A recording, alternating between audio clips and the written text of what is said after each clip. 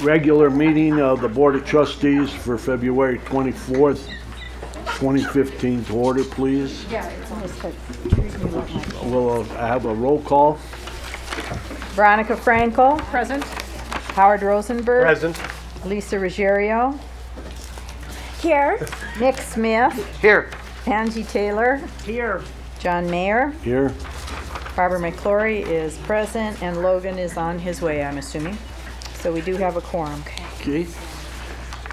Can we stand for the pledge, please? Mr. Rosenberg. I pledge allegiance to the flag of the United States of America and to the republic for which it stands, one nation, under God, indivisible, with liberty and justice for all.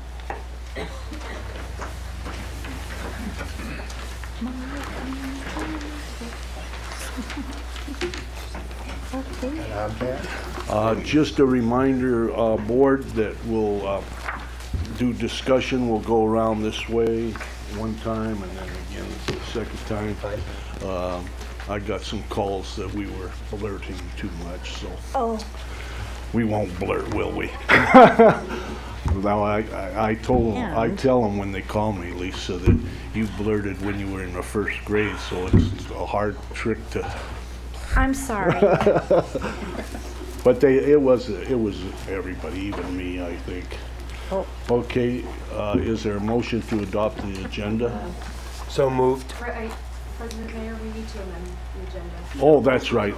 On the agenda, we need to pull item 317, and we'll have it back at our next meeting. Okay? So if you would make the motion deleting 317. I move we accept the agenda with the exception of 3.17, preliminary approval of the proposed adoption of Board Policy 7620, Document and Records Management. Is there a second? A second. It's been moved and seconded. All in favor signify by saying aye. Aye. Opposed, same signal.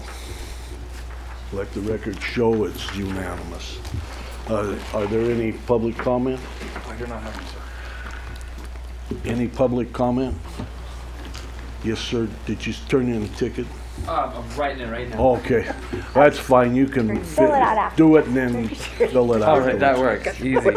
I just want to say my name is Brian Williams. I'm with a nonprofit organization called Think Kindness. And I just wanted to say thank you and give you a quick update on the amazing things that some of the kids are doing in the district. And so right now, pretty much I think it's 11 schools in the Washoe County and including Virginia City are all taking on a 15 Days of Kindness campaign where each school has been challenged to seeing if they could be declared the kindest school in Washoe County. They've been doing tons of acts of kindness, notes on lockers. They've been collecting shoes that are going to be distributed to local needy right now. And as of right now in our count, and they still have this week to collect. We're up to 8,000 pairs of shoes collected within the last week throughout Washoe County. And Billinghurst is they just hit, I think you're up to like 2,400, 2,500 pairs of shoes. And that was within a week that they have. So what the middle schools are doing is just been infectious. I'm getting all these comments from the community on social media. If you go on Instagram, they're posting pictures or sharing compliments and what they're doing that's kind and nice for each other. And so I just want to give you guys, say thank you for letting us come into the district and inspiring the students, and also just give you an update on what the amazing things that some of the middle schoolers are doing around our community. That's great. Well, thank you. Yes. Great job. You're welcome. Thank you very much for all your hard work and such a nice public comment. We appreciate it. You're welcome. And you will be rewarded up in heaven, probably. Thank you. Okay. That brings us to board reports. We'll start with Lisa Ruggiero and going around. Gosh. We've done so much, it's hard to remember this week, last Yeah. week. But I'll just start from where we just came from. We just, the trustees, Trustee Frankel, Trustee Rosenberg, and Trustee Taylor, we all met with Big Brothers Big Sisters for Listen to Learn and talked about the great work that they're doing. And why it's so important for us with Washoe County School District, because the work that they do is actually evidence-based, research-based, meaning there are proven strategies and methods that work to increase student achievement, and so that's why the partnership is so valuable to the school district. So that was an honor to do that today. And then I can't think of the rest, but I might ask to come back, Mr. Mayor. But we'll go around twice. Thank you. So be awake and I will. ready. Thank you. Okay, Trustee Smith. I actually had a quiet week and a half or so, so I don't have anything to report.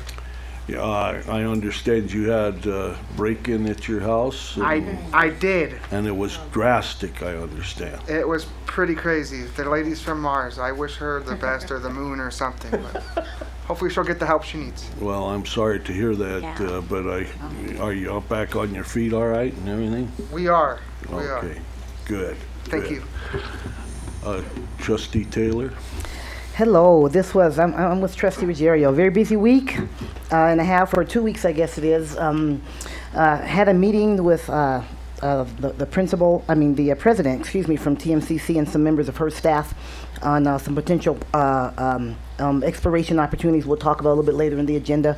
Some exciting things for us to consider.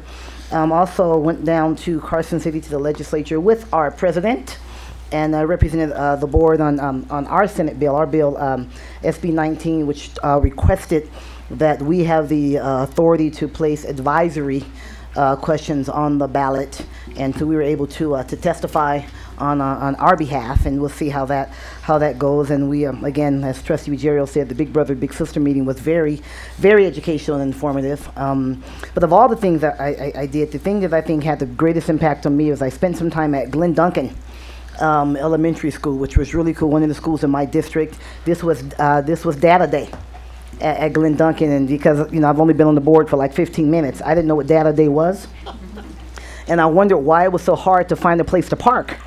When I got there, I'm like, these are elementary school kids. They can't drive. So I had no idea. And the school was full of parents. It was fantastic to go in and to see. This was their K through 2 day. First and second grade day. A lot of parents in there really learning about the data on their students, where they began, the progress, the growth, the tremendous amount of growth, the icebreakers that were done. The elementary school kids did self-portraits, and they were up on the walls in all their classrooms. And so one of the icebreakers they did was the parent had to identify which picture their student drew of themselves. Oh. And in one class, all the parents missed it. Not one parent got it right. I'm not quite sure what that means, but not one parent. The kids are artists. You're right. That's what it means. that's it, Trustee Rosenberg. But it was funny. But the thing that and each parent can do that in their. I mean, each teacher could do that in their own way. But one teacher in particular then asked each parent to just write a message to their student on the back of that picture, of their portrait. So when they're an encouraging word of something that they were proud of, or something about that student, and then they all went around and shared that, and it was a pretty emotional time during that class. It was just exciting. It was fantastic. And then upon leaving, they had resources there. The macaroni something or other, which gives kids parents an opportunity to learn how to do activities with their kids at home, which they also talked about at Glen Duncan. The food bank, family resource center, immigration. I mean, just other resources just there available. They had snacks, not for the kids, but for the parents. So it was just. Well, good.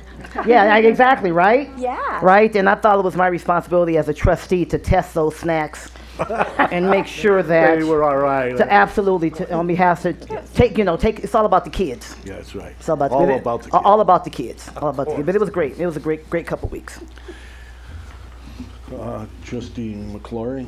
I was down in Carson City a week ago, Monday, for the English Mastery Commission. That's been an interesting process. The universities have had a tremendous amount of input in relationship to what they're going to require for the degrees, elementary and secondary, and they haven't been approved yet by the State Board of Education, but they're going to be moving back and forth and trying to come to a conclusion. on what they need to do. The university is now only requiring 120 units to get a degree. And what has been proposed is that instead of less educational classes, that they take more on language and literacy acquisition.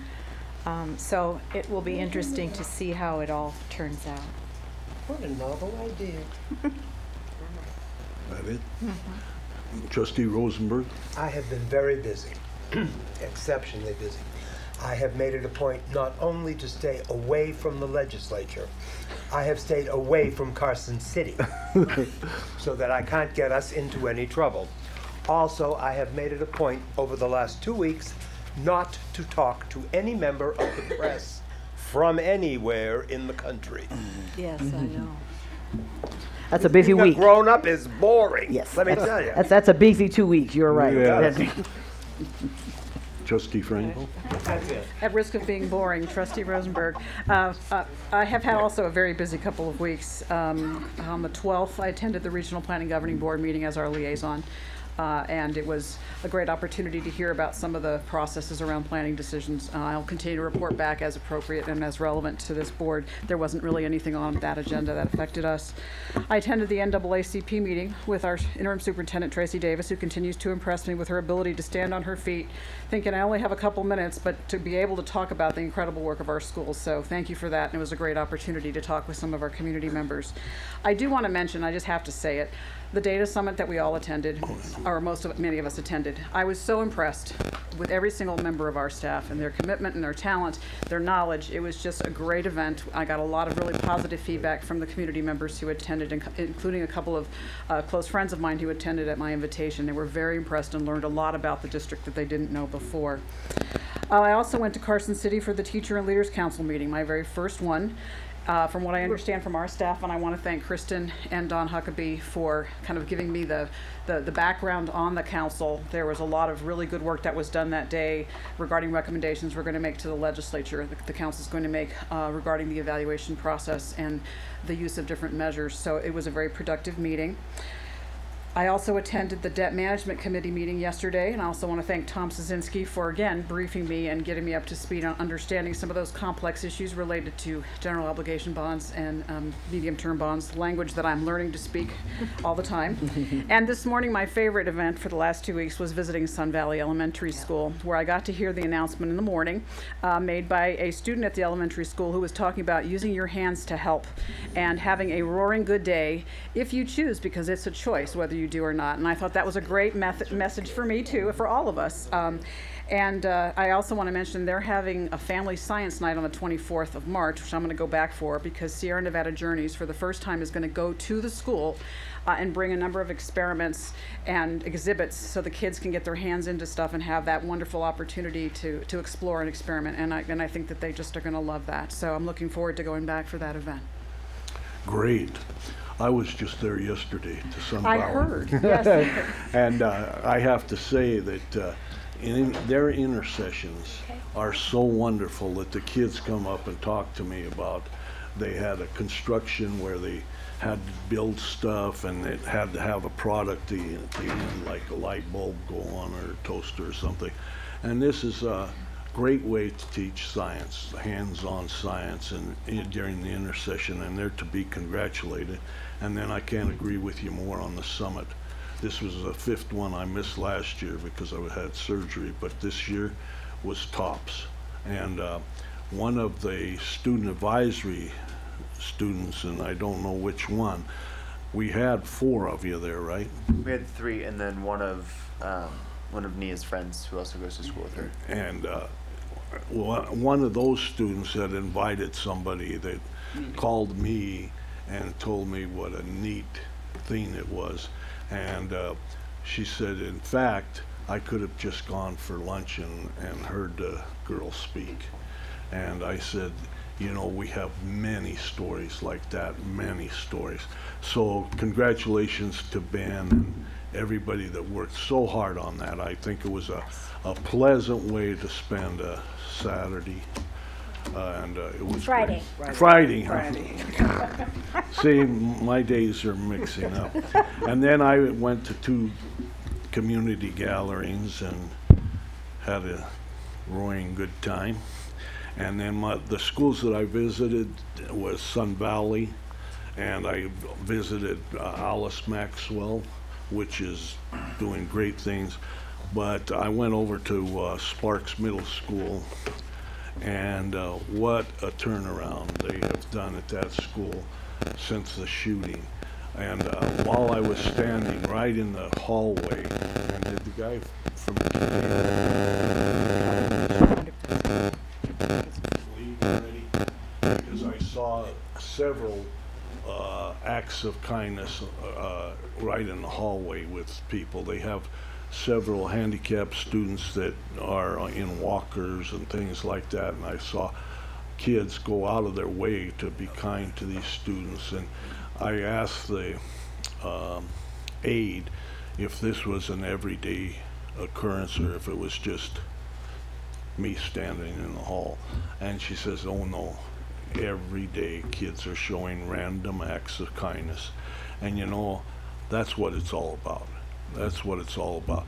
They can look up the capital of Britain.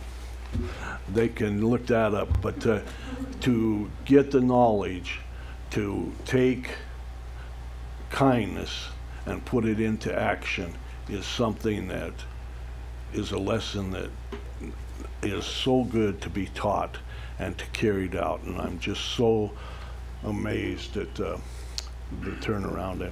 The teacher on the teacher's advisory said that she was sorry she missed your first meeting, but she's looking forward to working with you. And that was it for me. Mr. Mayor, Yes, can you come back to? I will. Oh. There's Logan too. Because she might say something you want to talk about. Okay. Superintendent's report. So I'll start with the collaboration between me and the board and out in the community. It has been really a great journey as you think about the events we attend together one-on-one and letting the community know our story for our kids and really where we want to go to continue this mission for every child by name and face to graduation. So I won't talk about all the things, but I'm glad you guys did mention some of those activities that we've been a part of. And I think it's just good for us to be out together and talk about the work that we will continue to do. I had an opportunity to visit Jan Evans, and I spent some time there, and we have a school within Jan Evans, so if you don't know that, it's absolutely amazing. What was great was start off as a visit, ended up in a questioning and for the superintendent by the kids, but what a great opportunity to tell kids they can turn their life around, right? Because we know how kids get there. And it was a great opportunity to have some very challenging kids ask questions, but they were really excited that I actually came and sat and talked to them. It wasn't just like a drive-by, so that was really great. And the teachers were really excited there also. I met with the Redfield Foundation, and we really talked about the work we're doing in the community and how we continue this work as we look at Parent University and some of the other things that we have with them, because I think Parent University is one of the powerful tools we have to engage families and teach them about what's happening in the classroom and how we let them understand the data and how they can help us help them. So that's a wonderful thing. Lindsay and I spent quite a deal of time in the legislature last week running the back scenes of the hallways and, you know, doing what I needed to do. So that was interesting, and meeting some new people who are very supportive with the work that we're doing. And then, let me see. Met with Dr. Cole from the Office of Education. We talked about our Grow Our Own. We know that we struggle with have a large teacher pool, and looking at that piece, looking at a piece where maybe we could have a signature academies, and we will begin to work with the staff on what that looks like.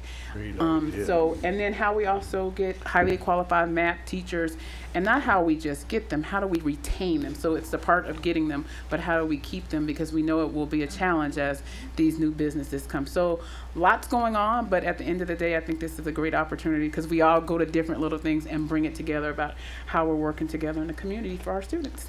Well, it sure shows that we're connected with the community. And President Mayor, I will be wearing my Galena shirt Thursday night as we go against Gorman High School. I think it's important. Wonderful. It's important for the record to show that. I think that's important. Oh, and I'll be watching on TV because it's in Las Vegas, and I so want to, Gorman, if you win, you'll have to put her on the payroll, as a lucky charm for you because it's not too many schools beat Gorman, but We're gonna enjoy win. it. Enjoy it. Okay. And this is very important. Now we'll Don't- go don't delay around to rebuttals. Whoa! Rebuttals? Well, I Logan. hope nobody has a rebuttal to this. I'm not in mock trial. I don't have a report, but I would like to apologize for being late. I did a whole lap around every parking lot within 2 blocks, and there was nothing. And I decided to do one more lap, and then if there wasn't anything, then I was just gonna go home. And you know, whatever. Oh. I couldn't find a spot, and then I went around the second time. There was one right out front, All right. and I almost died. I had to sit there for a second. I got a little heated, and I had to sit there and breathe for a second. Well, call me next time instead of going home, and I'll go out and move my car for you because I think it's important to have you here. I would have just parked it right in the center of the street and emailed JJ. Here's my license plate. Have him not tow my car, please. No, really needs that. He doesn't have enough problems. Very, very good. Oh, And That's it. okay, Lisa. tough act to follow. I'm glad you're in green. Thank you. Thank you for supporting Galena High School, even though you're a Colt. A hug is great. Oh, gosh. Sorry, you're right. Oh, that was no bueno.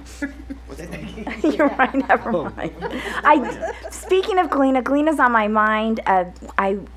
Staff and I met with NDOT last week about the egress and ingress on Edmonton and Mount Rose. We've had a lot of accidents there. Principal Brown is very concerned, and NDOT, I just want to give props to them. They brought their entire staff. State Highway Patrol was there. They're putting some immediate interventions in place as far as they're going to have a bigger presence, and we're looking at counting, and we're going to come back together in 6 weeks to figure out if there's any actual physical changes that may need to be done there. But from what NDOT said was if we make a change here, it could have an unintended consequence down the road. So I really want to thank them, thank Highway Patrol and Principal Brown and a couple of the parents too for coming together on that. So Great. yes. It's needed very Yes, badly. yes. And I just want to acknowledge, I'm so happy to see Chief Trevino here in our corner again, how much we appreciate you. So. Okay, Nick, you didn't have anything the first time. Somebody jar your mind? Nothing jarred my mind there. Okay. Anybody who need a second? No, I Okay. just wanted to add Oh. that the meeting I had with TMCC, Superintendent Davis was there, and that a Oh. lot, so Great. just to add that she was there as well. She was there with you. Mhm. Great. Yeah. You're like all over everywhere, huh? I try to be. Oh, that's great. That's great. Okay, we'll move on then to consent items.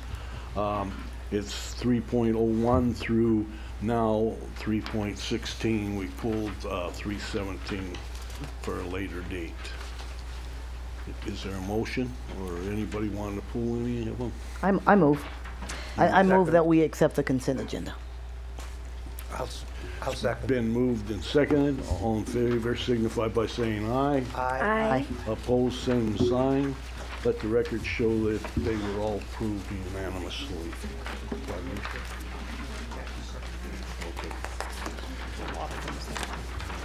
I don't see Lindsay here for legislative, so we'll just skip over 401 and go to 5.01, the budget update. Good afternoon, President Mayor, Superintendent Davis, members of the board. Mike Schroeder, Budget Director, for hopefully a quick budget update. Right now, we've been working really hard to work for this board workshop that's coming up on March 5th and 6th. It'll be a very detailed going through of the budget. All our budget accounts we summarize by executive cabinet member. Then within each of those leadership team members, we show all the departments that are related to that. And kind of all the budget accounts they're responsible for. Then we get into the detail that makes up all those budget accounts. We'll also have all the positions. So it should give you a very good idea of how the district lays out our funds and what our current situation is. As you know, the governor has proposed a budget. There's a lot of stuff in this budget. There's a lot of new categorical funding And just keep in mind, until it's all approved by the legislature, none of it's really going to be actuals. And there's not a lot of detail on the categorical funding as of yet. As we progress through the legislative period, I think we'll find out more and we'll have more comments about that. My biggest concern right now is the per pupil funding. It actually goes down by $7, which kind of doesn't smash the smell check there. And it's not really enough to cover our roll-ups and our PERS costs. So we've been meeting with other districts, and Tom and Lindsay are at a meeting right now trying to discuss that with some legislators, and hopefully we can get something done about that. I might interrupt. I was on a conference call yesterday along with Trustee McClure, and Jeff, Superintendent Jeff from Elko County, had nothing but fantastic words to say about your intervening into this and looking into this and your leadership throughout the state. He says that it's marvelous that you're there, because just in my head, I go $7 times, 63,000 kids, that's $500,000 right there. But I didn't quite understand if this was the governor's budget or the Department of Education's budget. What's the governor's proposed budget? They kind of treat us like a state agency. Their budget office sends out reports. Everybody kind of submits their own budget, and they kind of tell you what they're going to give you, And do they consult a Department of Taxation? Well, the budget office is kind of within the Department of Administration, Department of Taxation. So, I don't know. It would be nice if we could see it before it's proposed, and, because just the fact alone, you can kind of look at it and say, that's not right. I mean, if we lose $7 a kid, like you say, it could be $500,000, but we're adding over $8 million in roll-ups and things like that. So it doesn't cover what we're adding. So, and that's pretty much the same for every district in the state. I mean, it's our budget, the way we build it, just mirrors how the state builds the DSA. So. Well, I want to thank you and I'm sure Barbara wants to thank you also for the work that you're doing, spearheading, looking into the budget and trying to make some changes not for us, for kids. And so thank you very much for being there and getting right at it. It was just proposed Thursday, right? Well, or made public Thursday. The governor's budget came out when he did his State of the State address, and it took me a while to dig in and figure out. It's been bugging me for 20 years, because every time we get the budget, it never pays for what we're putting in the budget. So I kind of got down to the reason why that is, and hopefully we can get it changed, and every biennium hereafter they can kind of do a true up, and we'll at least start with what was promised to us the prior year. So. Well, we're very proud of you. Barbara? Yeah, could you talk a little bit about this OPEB issue, and supposedly that is something that the budget office is... Oh, that's just one line item. And what the state does is we report our actual expenditures for fiscal year 14. We're in fiscal year 15, so we don't know what those are yet. And those 2 years are part of the last biennium. So what they're trying to do is take 14 actual costs, catch them up for 15 based on the way they propose the budget, include the roll-ups and whatever they put in the state DSA. Then they have a basis to move forward to the next biennium. So OPEB is just one of many line items that are in our actual costs, and when you move forward to the base moving forward, they sort of just don't include that line. But that's just one of many items that are kind of skittish in the way they do it.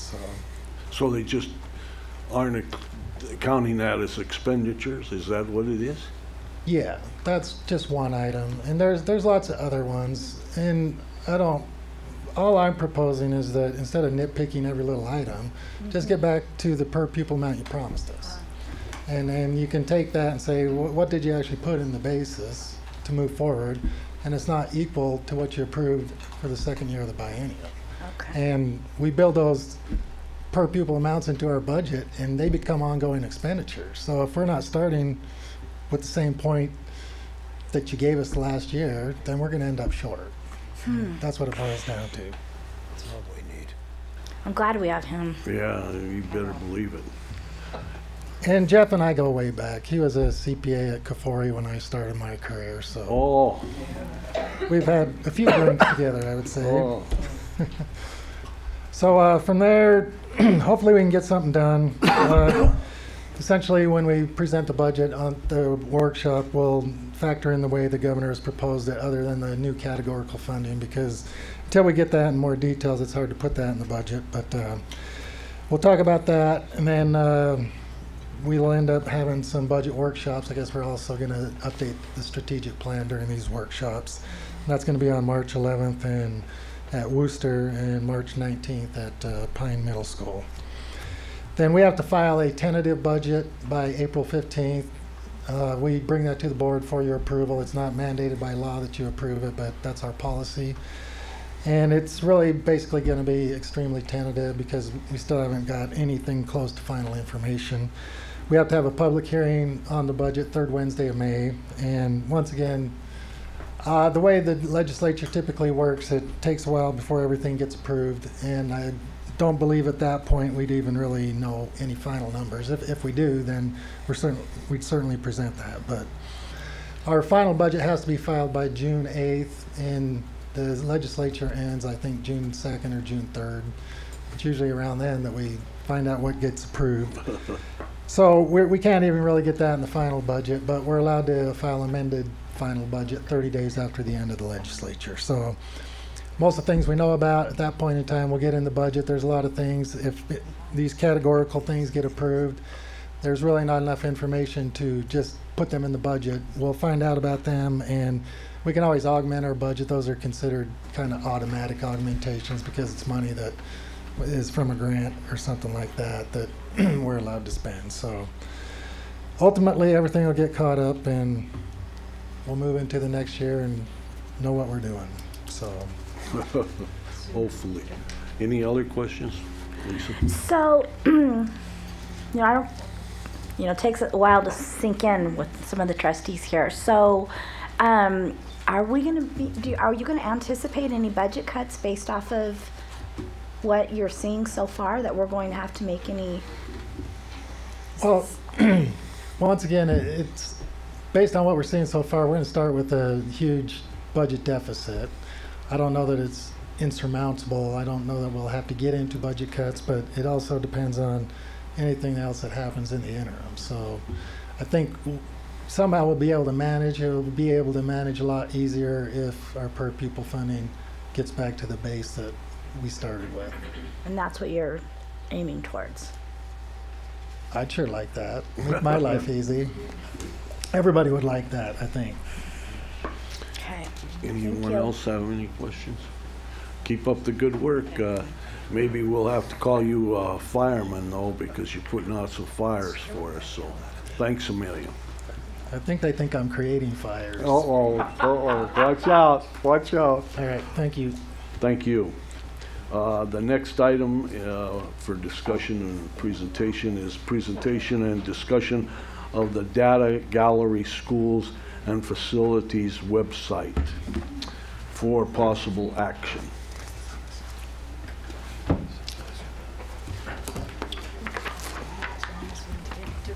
Chris Cobb and Riley Sutton are presenting. Good afternoon, President, Mayor, Trustees. For the record, my name is Riley Sutton. I work in your communications departments. I'm tasked with community engagement and outreach regarding the school construction needs. As Chris Cobb is getting set up on the show and tell system here, I'm just going to give you a brief introduction on what we're doing today. First off, this is COO Pete Etchert's baby. He would have been here presenting today, but as you all know, he had a serious bike accident and preferred that this continue moving forward rather than waiting for him. So that's why you've got us here today. What you're going to see today is a sneak peek at what we're doing. The website that, or the piece of the website anyway, that we're about to show you is not live yet.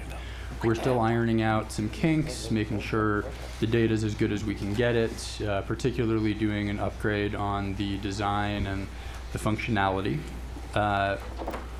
Once we have that to the place where we're ready to show it out more broadly, we're going to put together a full, and I'm working on currently putting together a full communications plan for the rollout to make sure that people in the community know that it's out there and how to use it, what it's for, etc. Since this is a brand new thing, we do expect there to be the occasional hiccup, the occasional small issue here and there with the data, as I'm sure you've experienced in plenty of other places. Anytime a big company rolls out a new website, a Facebook update, for example, there's always the occasional little hiccup. So we expect those, but it's not indicative of larger problems throughout the site. That said, we are very excited to roll this out. It's got some really cool features that you're going to see in a second, and it's something that we've really heard from the community that they want to know a little bit more about how we come up with capacity numbers, where we get those numbers from, what their school looks like in terms of the number of students, what it looks like in terms of repairs needed, how it compares to schools across the district. And we're really glad that the community is engaged at that level, that they're wanting to know more about that and what we do, and then it's really up to us to show them in a way that is digestible, interactive, interesting to look at. So that's where this came from. And that's why we've changed the name of this whole site, which you may recognize and be familiar with. It was called the Data Warehouse. Mm-hmm. We're changing the name to the Data Gallery, because we do hope to more than present spreadsheets. We hope to paint a picture and make it something that people want to look at. We welcome all input from yourselves, from the community, about other things that people would like to see in terms of functionality, ways for the data to be presented, really anything that goes into this. It's really a living website. There's going to be constant updates to it. Once it's live, it's going to be updated at least quarterly, and that's because we're always out there doing additional building inspections. Every building, as you likely know, is inspected once a year and gone through with a pretty fine-tooth comb to look for what are the things that are still functioning, what things have broken and need replacing on a larger scale, what things are moving past their life cycle, what things have been fixed to make sure that all of our internal systems are working together to keep that data fresh and updated. And then, as I said, this is a phase 1 rollout. We do expect to add additional features, more future looks, in addition to a lot of what we have here is current capacity and that information. We want to look at what is coming up. Putting together this site, I want to make sure that we acknowledge the work of everybody that was involved. It's across a bunch of different departments, and a lot of people put a lot of effort into making this what it is. Our business intelligence analysts, Sean Moss and Dan Armstrong, John Nolan and his team in facility condition information systems, capital projects guys, Chris Cobb, Joe Gabika, Tammy Zimmerman, Randy Baxley for the capacity information and all of that, and April Anderson on the bidding information that you're going to see here in a minute. And with that intro, I'm going to turn it over to Chris Cobb to show you how it works.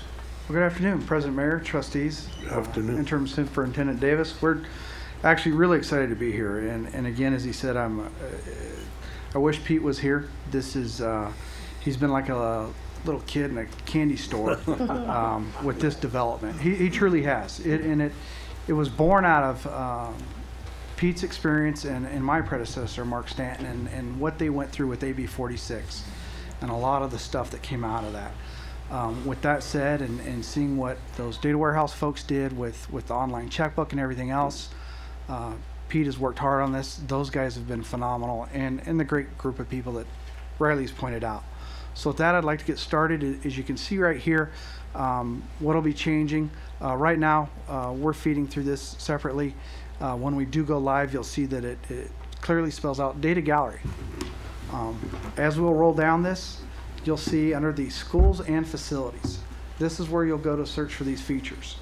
Right off the bat, I'd like to point out you have 4 very unique links right here, 2 of which are heat maps.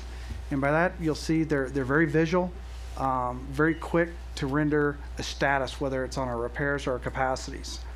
Additionally, there's 2 overviews, and it gives you a quick snapshot of the total overview of that, and some of those you'll be able to drill into. So with that said, I'd like to right away drive into our repairs heat map. So right away, what I'd like to point out to you, in your bottom right's a legend.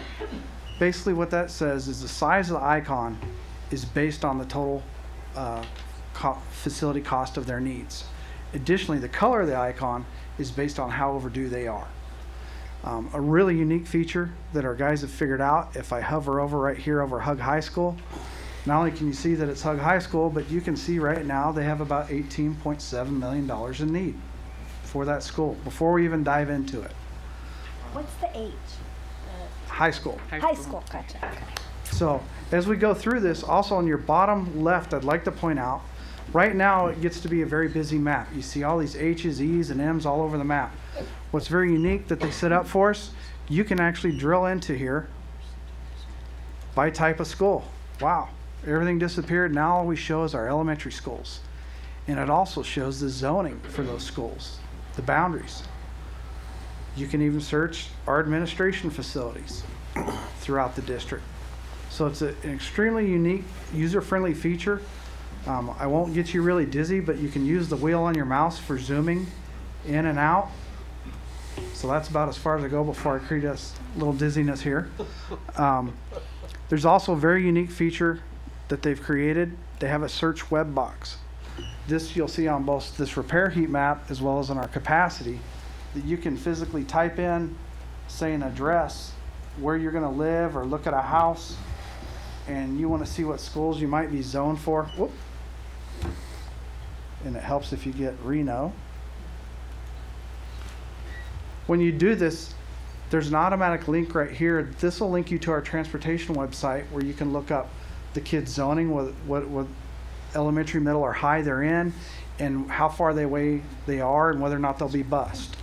So a very unique feature that links again here into our information throughout the district. What I'd like to point out now is actually dive into Hug High School.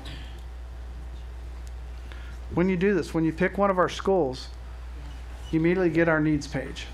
And this page is it has a lot of great information, and we think the way we're presenting it, very visual and friendly.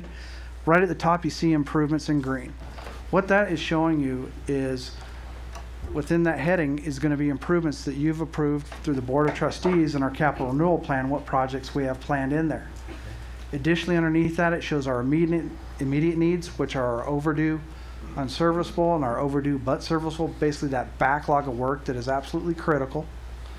And then it also shows our future needs, where we're looking at those life cycle costs, and we feel it's absolutely prudent taking a 10-year snapshot of what cost we need within the next 10 years, what we see coming on the horizon. So I'll actually dive in here a little for you.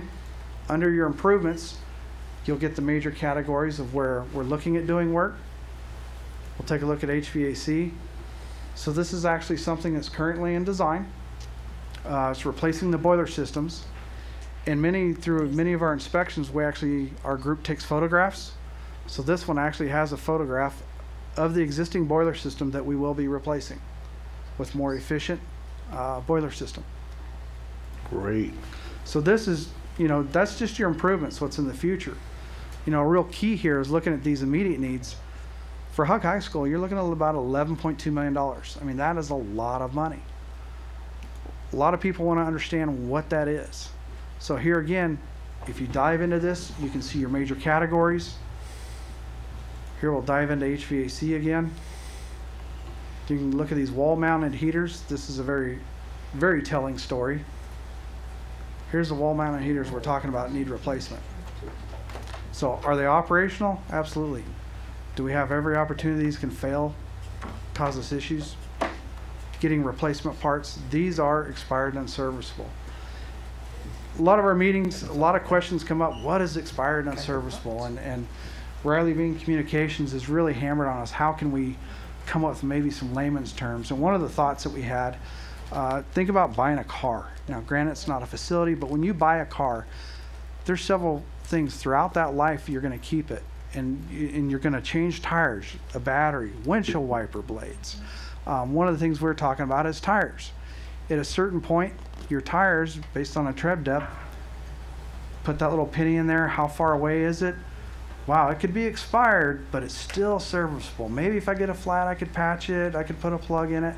But at some point, when you get to that tread wear, where it's flat across there, can you drive on it? You bet. That thing blows out. Can you patch it, plug it? No, it's expired and unserviceable. That's kind of our best way we could create an analogy for you and explain that. The service and future needs, we really wanted to, here again, we've always done this. For years, your maintenance group has done this, done the inspections, and they look at that 10-year picture. So not only are we looking at the immediate, we're looking at, in the next 10 years, what do we see on the horizon through life cycle? Now, a lot of times, you can say, hey, that's supposed to be 5 years out. As we know today, many products, what do we get on a warranty? 1 year. So some things by life cycle, it should be 5 years. Some can move up very rapidly depending on how they're performing. Others, it could be, it's supposed to be within 2 years that you replace it. It's functioning well. Let's not put it in the category where we're saying the wrong story to people that it needs to be replaced. So I want to show you real quick, if you dive into years 3 and 4, and here again, we'll take a look at, why don't we look at interior finishes. You have replacing floor tile throughout it and sheet vinyl. A lot of these, as we're going through with inspections, what we have asked our regulated systems is not only to focus on those current immediate needs, but let's even start getting the photos now of those life cycles. Photos seem to tell a very, very vivid story for people. They seem to connect more readily to photos.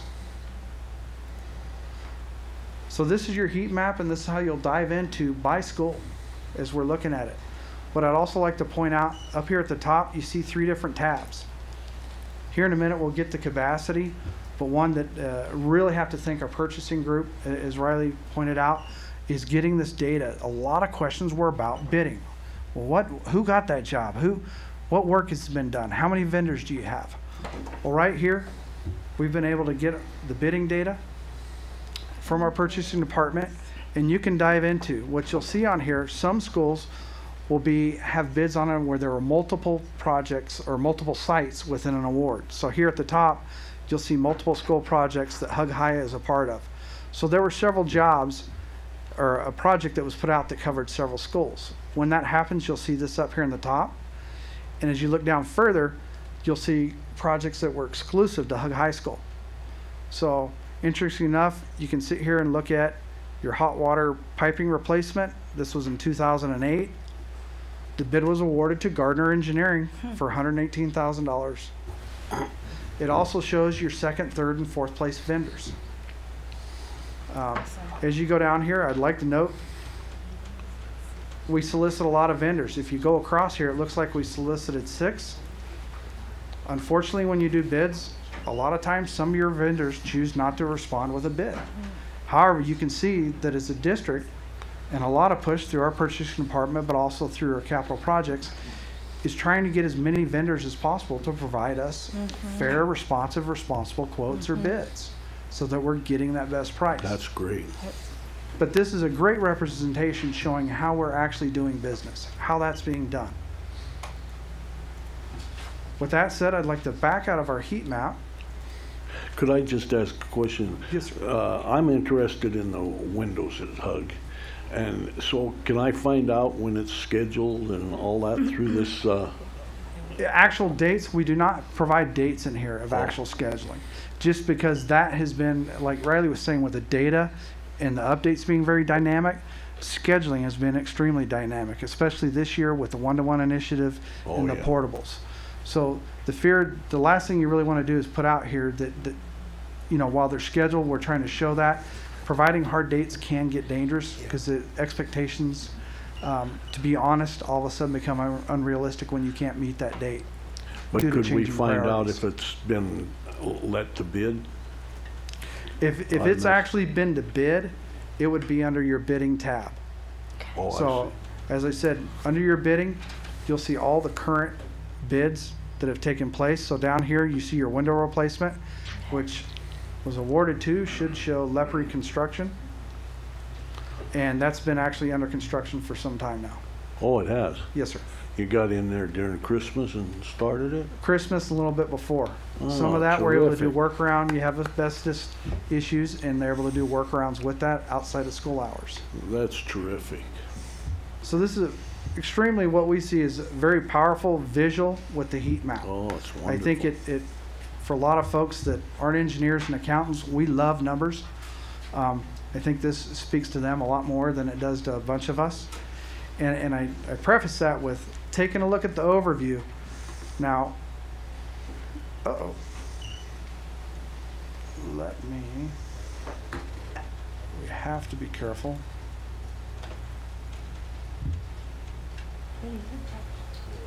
There we go.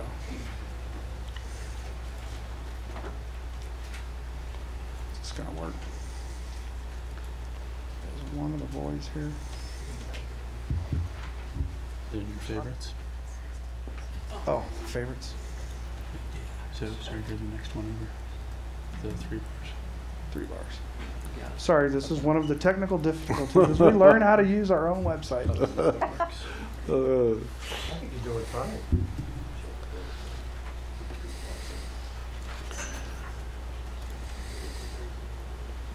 Nope. Sean, here, help. I tried it. Just went to, oh, there we go. Wrong one. Let's try this again. Okay, needs overview. Of course, a lot more data here, and there's data they can print, so you always get the legal side of it. Randy had to jump in and make liability waivers. Just kidding, Art. With that said, when an overview, engineers, accountants, we love this. Now you're talking spreadsheets and numbers. But realistically, what we wanted to show here, and I think these are things that you've seen in the past through AB 46 and WSD 1, where it was very spreadsheet in nature. But the key to focus in on here is, here's your major systems. This is an overall of the entire district of all your facilities. So we wanted to show those immediate needs right now. What does that look like in each of the categories as well as a total? So overall, your immediate needs that are expired and unserviceable and expired and, you're looking at a total of about $292 million. And that's for every system and every site. Additionally, we also wanted to do the same thing with the service, the future needs, where we're looking out at that 10-year picture. That's not nearly as ugly as our immediate needs. But overall, you're still looking at about $237 million in need over the next 10 years.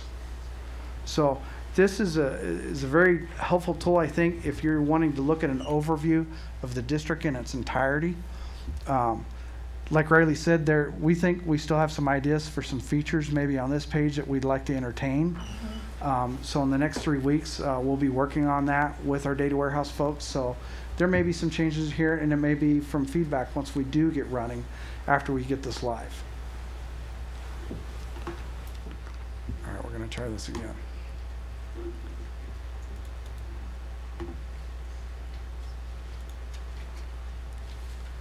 Next, I'd like to dive into is our school capacity heat map. Here again, you're going to see it is very, very similar to the needs and repairs heat map, but this time we're talking capacities. So your legend on the right, the actual size of the little schoolhouse you see on there is based on the number of students that attend that school.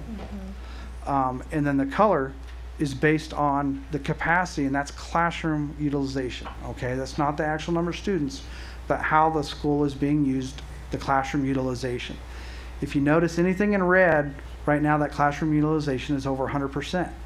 Orange is 90 to 100, yellow is 80 to 90, and green, we still have some room to grow within there with that classroom utilization. Again, just like the previous feature, you can pick by school type. You can zero it out just to the elementary schools, and it actually shows you the zoning boundaries for those schools. There's always lots of questions. We hear it a lot. So as I dive in, Why don't we pick Brown Elementary? There's a lot of discussion around that.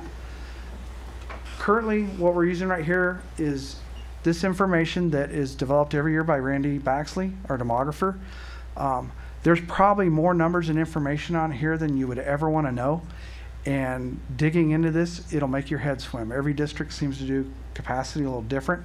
Right now, this is the information we're using. We're working with Riley in communications. Maybe there's a better way to present this. But initially, what I do want to go over with you real quick, as you look at this that we're using, the top part of this form, everything in white, that's basically the basis of the school and how it was built. So it tells you the number of kindergartens and classrooms that it was built with, and overall it had 27 classrooms. That was its base capacity. Those 27 classrooms were going to serve 644 students. That was the design and build of the school. Now additionally, as you look down in the white section, you'll see opportunities for teaming capacities. So we do look at those and what those mean to the school. Ideally, that means that you have about 132 students worth of possibility in doing teaming capacity in school, in the classrooms. Also note right underneath that, schools that have portables, we're showing that. How many portables are there? What does that mean in classrooms? Some are single, these are double. So you have 10 additional classrooms, what means you have a possibility of additional 250 students to be able to be placed in there. It's adding your capacity. Now, the key that we really stress here, portables are not the answer. They're great for interim, dealing with growth. They don't help us at all with the base capacity of the school or the base ability to operate that school. It does not increase our lab size, our library, our lunchroom, your multi-purpose room. It creates a nightmare out front and pick up and drop off and kids getting out of school. There are so many things that portables don't add. Do they add a temporary measure to deal with growth? Absolutely. Do they help us in the long term? No, they don't. Eventually you have to build the new schools. But I think it's prudent, as we've all discussed, we need to show what those capacities are and what they do for us. As you go down the sheet, you'll notice and me being colorblind, as the military has told me, it's been blue or green, so I'll go with blue-greenish area. What you see in here is the actuals. And the first line in here where I have the pointer is the actual count day enrollments that we received in September. Overall, you're looking at about 886 students. Obviously, as Riley said, that's dynamic. That has changed since count day. You've had students come and go through there if you talk to the area superintendent, Chad X. But right now, this is the information we're showing you based on capacity and the students. There's what you have, 138. Actual classroom utilization, how those rooms are used, because you have special programs at each school so that you have to remember. There's various programs in there, so you actually have difference in utilization. So truly, you have approximately 40 classrooms being used, while overall, that's 148% classroom utilization. Here again, I fearful diving in too far in here. I'm enough to be dangerous with it, and we're still looking at ways we think we can change this a little and make it more user-friendly and explainable. There's a lot of acronyms. Elementaries, I have a very good handle on. When you get the middles and highs, it gets a little different because the classes are different, the electives are different, the way it's utilized and built. And here again, you have special programs at each of those. Additionally, at the bottom of this, I'd like to point out, has a lot of gee whiz information. Some people will be interested in it. It actually gives you the configuration, the design of the school. It was a K through 5th school. It was opened in 1989, the initial design. The building area, how big it is it a joint use? You know, are we partnered with somebody? Is it a Title I? We have several different design types. Some are one of a kind. This was one of the pinwheel type ones. We actually have 3 pinwheel designs out there today. This was one of the originals, and it tells you the acreage it sits on. So, as I said again, there's a lot of numbers here that you could get really ugly and dangerous. This being today as a sneak peek, we wanted to show you what we're using. We think we have a better way to do this yet, and we're trying to noodle on that and get that corrected or updated. From that, I'd like to back out of here and go to the actual overview. Here again, the capacity overview, very similar to the needs overview. engineers, you know, accountants, we love it. Now it's numbers and spreadsheets. But this is actually pretty unique. It sums it up really quick for you. You can take a look on here real rapidly, looking at your elementary schools, all of them. You see your total count of elementary schools. You have 62 of them. The average age, this was what's interesting to me, the average age of our elementary schools is 1974. Average built. The average age is 41 years.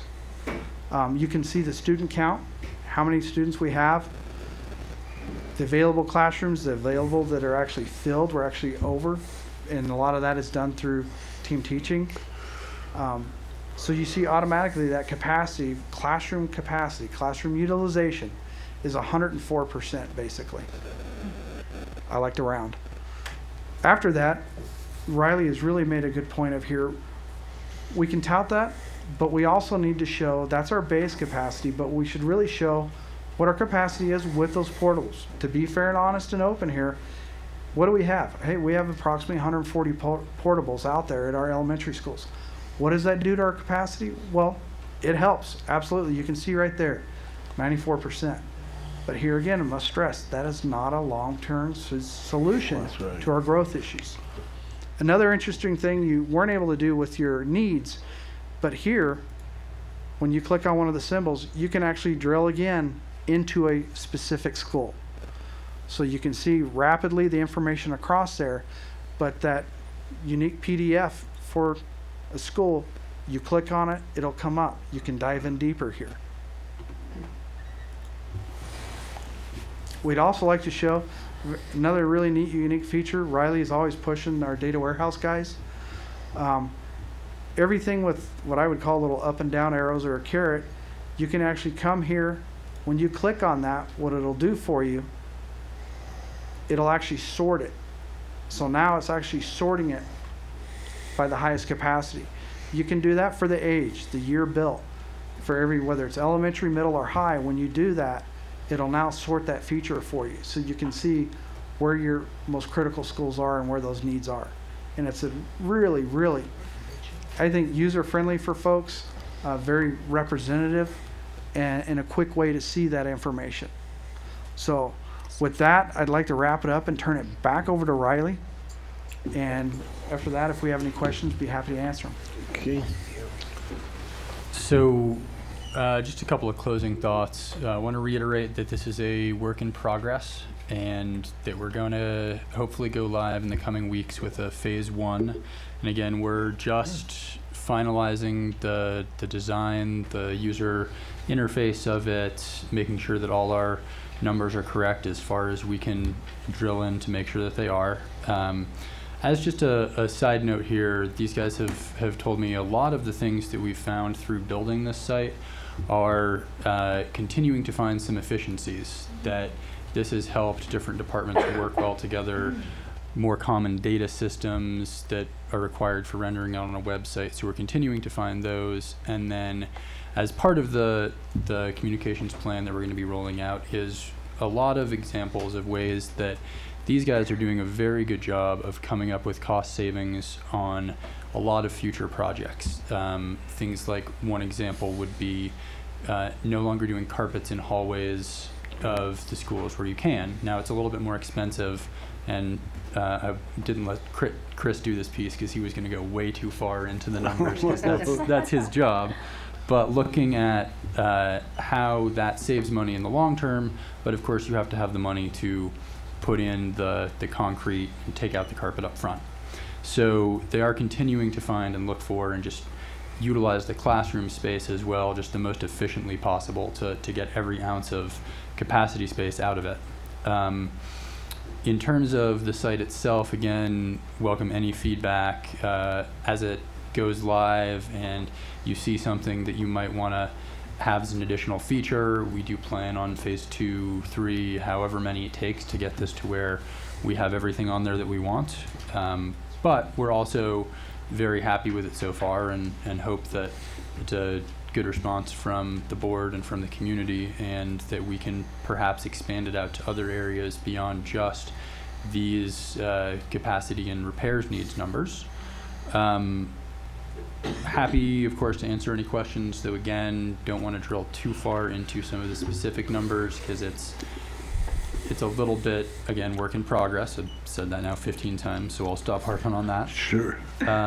Once we're done with the user testing and getting this ready, again, it's a big push that we're going to put together to make sure it's known out there in the community that this is there, what it's used for. I mean, it doesn't make any sense to just have it there if people aren't using it. And the last thing I want to say as part of these remarks is I know this isn't the group that at all needs convincing of this, but at the end of the day, this is about students, and it is about making sure that all of their educational outcomes are good. And we know that the buildings and we know that the capacity makes a real difference to how well they learn and how much they achieve. And that is the whole focus of this project, and more broadly, the capacity issues and the repairs needs. You know, I think the major benefit of this is breaking down those silos that we have had for years and years and years in this community, and in this school district. And it looks to me as though that's what you're doing. You got everybody working together and saying, this is mine, and I work on this. So that's one, I think, major benefit. So you're to be congratulated on that. And now we'll go for questions. Lisa? Oh. I had no question. I thought you were shaking your head. Okay. Are we going around? Lisa? Well, I don't have any questions yet, but I just want to say, wow, great job. I mean, just amazing. And you listened to what the community was asking for and what the trustees were asking for, and that's what you've delivered. And I just think, you know, if anyone has any questions, this is where we can direct them, and it's really transparent. So, I mean, I think that's so exciting for us, and we've come so far. I remember Kristen putting together this huge book, you know, for AB 46, you know, just trying to get all that data together, and with Irene, and so this is just tremendous, and we're so grateful to have you, Riley, on board. I think you're going to be such a tremendous asset. Kudos to Irene for doing that. So I just want to say great job. I'm so excited, and you know, if anyone has any questions, they can't have any questions anymore because it's all right here. So yeah. Thank you. It'll now be at your fingertips, and hopefully, as Riley has taught us, it's not about transparency anymore. Let's change the conversation. True, that's right. It's all here. We're moving beyond that. Now let's discuss the issues at hand. Here's the information. You can look at it in the middle of the night if you choose to. You can look at it at 8 in the morning and then call us. But that information will be there. So now let's start talking about how we change and deal with the needs of the school district. Great. Yeah. Trustee Smith. I think it's a fantastic website. Chris, you and I have talked about this for a couple months now, and I've been so excited to see the presentation. One thing that I think is important to know that is, if I'm a parent or somebody in the community and I'm looking at it, and I call the office and say, okay, it's been $18 million in needed repairs now for 3 years. How often is that going to be updated, and how do we quantify that? So if somebody says, yeah, I get it, but it's always 18 million, right? So can somebody quantify it? Well, yeah, but we have these things, that exactly what the school needs, and this is our estimated cost. Can they see that on the website? And let me see if I'm going to answer this correctly for you. When you're dealing with the repairs and the needs, the intent right now is to update that quarterly. As Riley pointed out, we have a whole group in our regulated systems group, which I can't thank them enough for working on this with Sean and Dan from the IT folks. They're doing inspections throughout the year. So it is constantly updated as far as cost and issues that are immediate needs and our future. As well as we're finishing projects all the time throughout the year. Projects aren't unfortunately done within a fiscal year, which really frustrates finance. They always carry over, but they're done all the time. So it's very dynamic. So the site, we intend that we felt the safest way to look at this initially is look at quarterly updates. So I would expect every quarter as you go into a school that you would see something update, something change. One, you should see things fall off if the schedule improvements, if it's done and completed, it would fall off of there. the bidding information will only grow. That shouldn't fall off. All you'll see there is that growing, continuing to grow.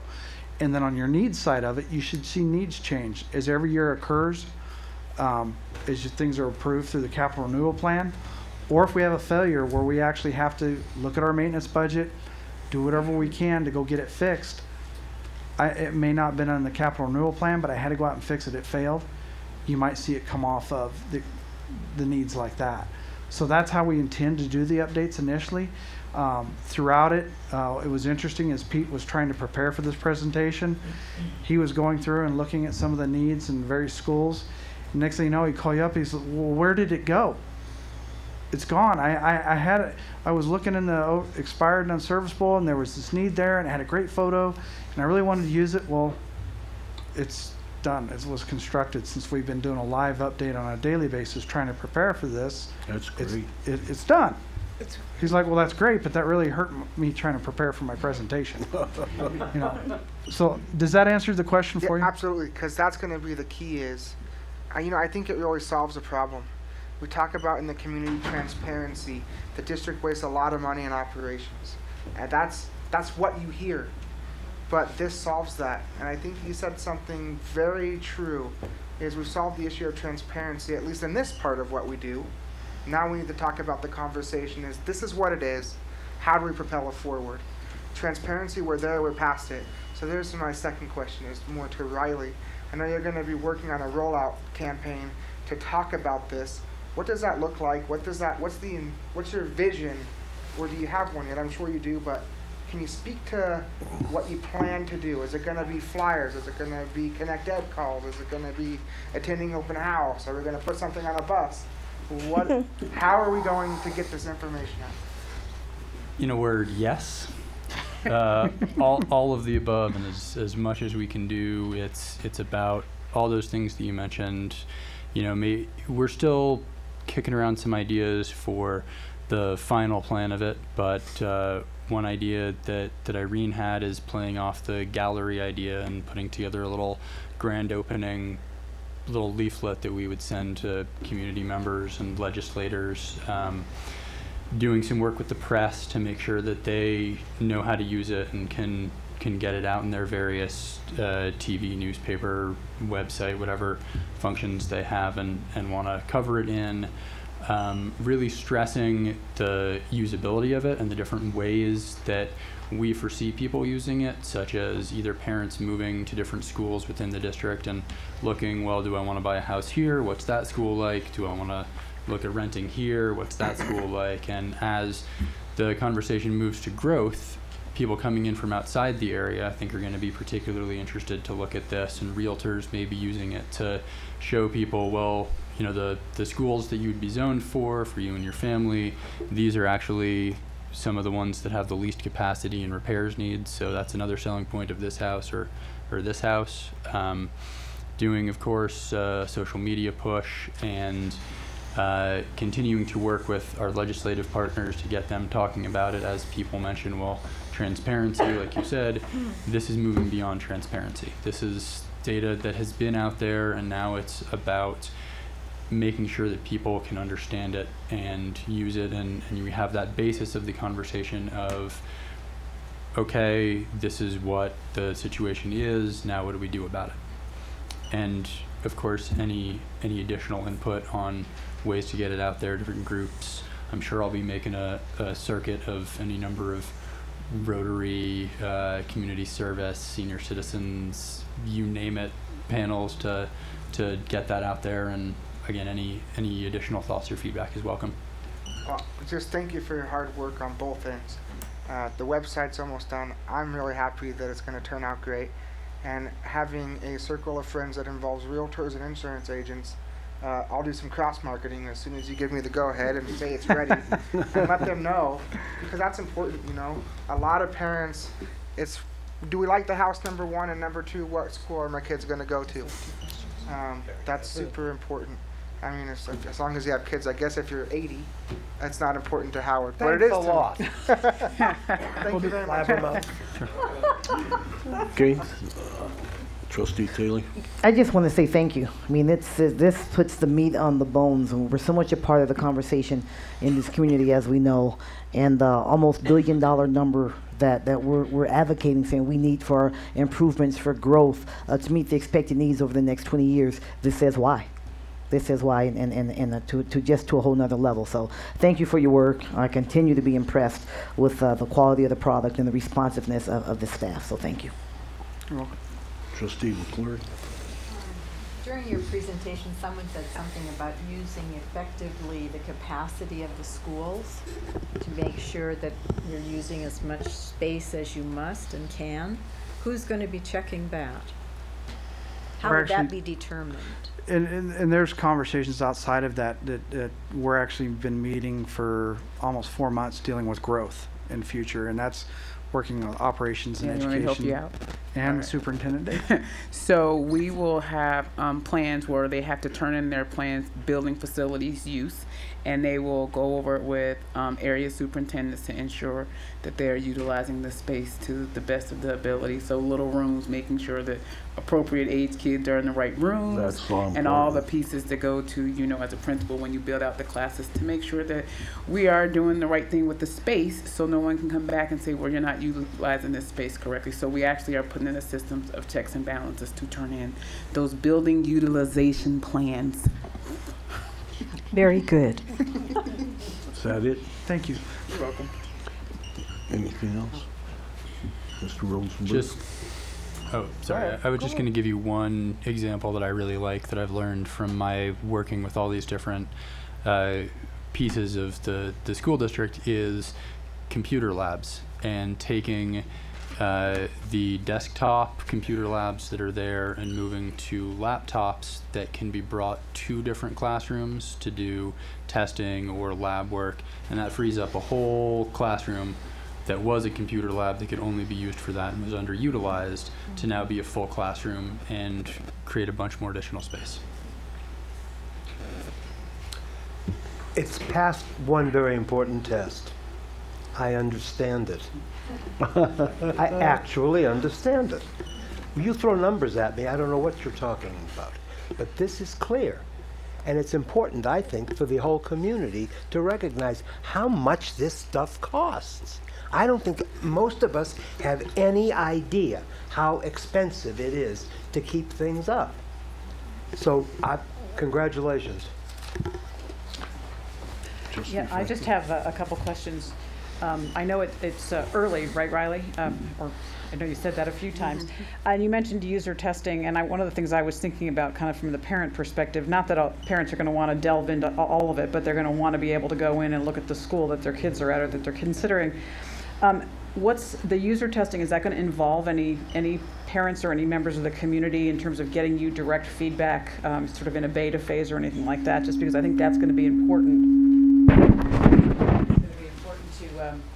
To hear if it's user-friendly for them. You know, it is for us, perhaps, if us data geeks who like to go in and click on numbers and things like that, but in terms of getting that feedback, that's my first question. And my second question, I mean, it's more of a comment. I know that we have a work program with Truckee Meadows Regional Planning Agency to do our residential needs analysis that they're going to do to help us thinking about our planning going forward. I think some of that information is going to be extremely useful in relationship and comparison side by side to this information, and I'm not sure if at some point we could actually get that information in, so a member of the public could actually say, not only is this school at this capacity with these needs, but this is what we're anticipating as potential future growth in terms of residential demand for schools. So I just that was more of a comment than a question. So for the user testing, we're going to be going out to a variety of people and potential users.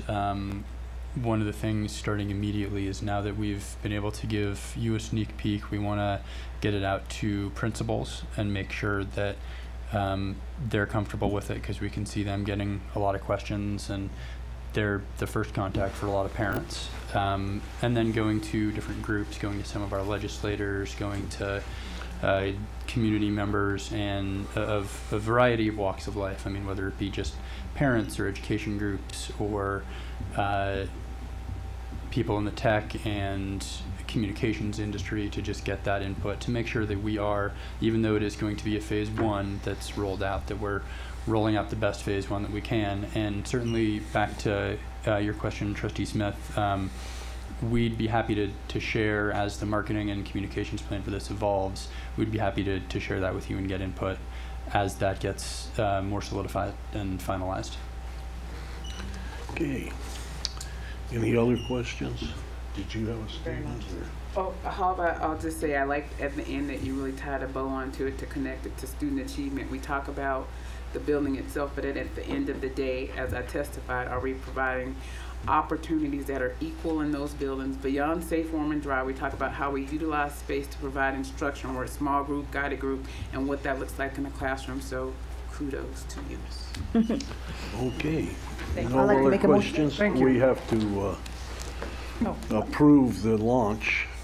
I think that's the motion. Do somebody want to make the motion? I move that the Board of Trustees provides approval to launch the Data Gallery Schools and Facilities website when staff determines it is prepared to go public. Second, third, whatever. I think Teresa. Okay. There's been a motion and a second. Did you get both of them? Yes. Okay. All those in favor signify by saying aye. Aye. Opposed, same signal. So carried unanimously. Show the record. Good job, guys. Okay, moving right along to item 6.02. Discussion and direction regarding the Safe and Healthy Schools Commission, including the possible appointment of the following who applied for the commission. Marcy Burke, Charlene Beebe. Is that right? No, it's not. It's Spivey. I mispronounce it all the time. Michael Kate, Andrea Cordell, Rebecca Gaston, Amber Joyner, Manuel Medeiros, Robin Mercer, Scott A. Means, Diane Nicolette, Richard Perry, Teresa Shirley, Patricia Trish Tucker, Misty Vaughn, my former student, married name Allen, and Matthew Weaver for possible action. Presented by Trustee Lisa Ruggiero and Christian McNeil, Chief of Staff. Good afternoon, President Mayer, Superintendent Davis, members of the board. We're very pleased to announce this afternoon that the third time is the charm. We have 15 applicants for the Safe and Healthy Schools Commission, and it's a very wide-ranging group of individuals. So we have people from emergency management, we have law enforcement, we have firefighters, we have public safety officials, we have mental health, we have student health, we have project management, we have policy analysts, we have early childhood educators, and we also have a teacher who have all applied to be part of this very important commission. And so without further ado, I'm going to turn it over to Trustee Ruggiero, who I believe would like to make a motion. Yes. So the motion I'd like to make is I move that the Board of Trustees selects the following applicants for membership to the Safe and Healthy Schools Commission: Marcy Burke, Charlene Bybee, Michael Kate, Andrea Cordell, Rebecca Gaston, Amber Joyner, Manuel Medeiros, Robin Mercer, Scott A. Munns, Diane Nicolette, Richard Perry, Teresa Shirley, Patricia Trish Tucker, Misty Vaughn Allen, and Matthew Weaver, and that the staff amends Board Policy 9036, Safe and Healthy Schools Commission, to accurately reflect and represent this action. Second. It's been moved and seconded by Trustee Rosenberg. Any questions, Roddy? Go ahead. I just have a comment. I just want to give credit to Chief of Staff McNeil for all of her hard work on this. She worked with staff to put out all the advertising and recruitment, and has been in contact with the individuals who have applied, and has been relentless in keeping this moving forward. I think she shares a passion that I share also for this, so I'm excited and really want to praise her for her support and good work on this. Well, I've got to say that the applicants are outstanding, and I'm so glad that you've worked it so that we can appoint all of them, because I think it's going to be a wonderful team, and they're going to come up with marvelous things, and I commend you both, and I'm glad I appointed you as chairman of this committee. And oh, chairperson, they're laughing because I said man. No, we're laughing at something else. So I'll call for the question. All those in favor of it signify by saying aye. Aye. Same signal. Opposed? Seeing none, please record it unanimous. And I think we have some people here that are on that list. Could you introduce them, Lisa? Oh, they could just stand. We'll give them a round of applause.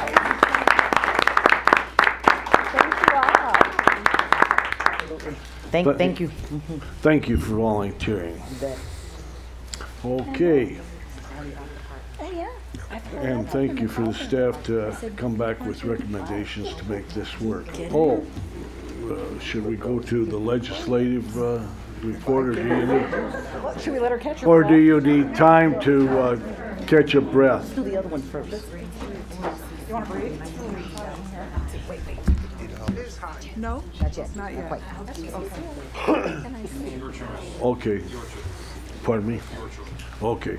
Let's go to 603, presentation and discussion on high school feasibility study to be completed in partnership with Truckee Meadows Community College, better known as TMCC, for possible action.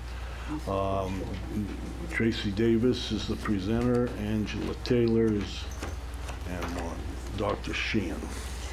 So we had a meeting regarding the TMCC Tech High School and talked about what that could look like, and in doing so we wanted to bring some information to the board and basically get an approval to do a feasibility study to determine how that would work, the needs, the cost models, curriculum, what career pathways, et cetera, et cetera. And if I might, I'd like to say good afternoon, members of the Board of Trustees and President, Mayor. It's an honor to be here. I'm here with Dr. Dalby, Chief of Staff. And I would like to just make a comment about the previous presentation. Just so you know, the word is getting out, and in a very meaningful way. I think I will have something to add after having viewed this presentation, but I was just recently at an EDON meeting for the board, and you have a powerful advocate in Mike Krasmowski, and he handed out all of the information. He gave pictures, and there were 30 people in the room, all of them very concerned. So you've got some representatives out there, some advocates out there who really, and these are members of the business community who do understand this plight. And I think the more that we know, the better that it is. And I think Dr. Dalby has been in meetings where this has come up as well. And so today, really, if I could just say a few introductory words before we get into the presentation, I'd like to pick up on something that President Mayer said in terms of breaking down silos. And this is about here are the students, they belong to all of us, and together the public expects that we're going to serve these students in the best way possible. Not a silo over at TMCC, over at the university, or with the school district, not without us talking to each other, but all coming together to break down the silence, all about the students. So if we put that first, I think everything comes into place. And there are all kinds of issues that could thwart the effort and put up the silos again. And so what we've been, I think, talking about is some basic principles. And one is seamless pathways for our students. So from 12th grade to post-secondary education, but what about a little bit earlier? We've been working with the 12th grade data. We've been looking at 11th grade data. We've been looking at 10th grade data. And one of our best examples is your TMCC High School that resides inside of our Dandini campus. Our Dandini campus is our largest one, but there you approved a 10th grade class about 2 years ago. Now those children will be graduating next year with a diploma in one hand and a degree in the other hand. And that is what we're all about, in partnership with each other. So somehow we made that work. It took us a long time to get there. We struggled in order to figure out how we would do it, how we would get the space, how we could afford it, but now it's in place. So a guiding principle is that the seamless pathway. Another one is technical opportunities.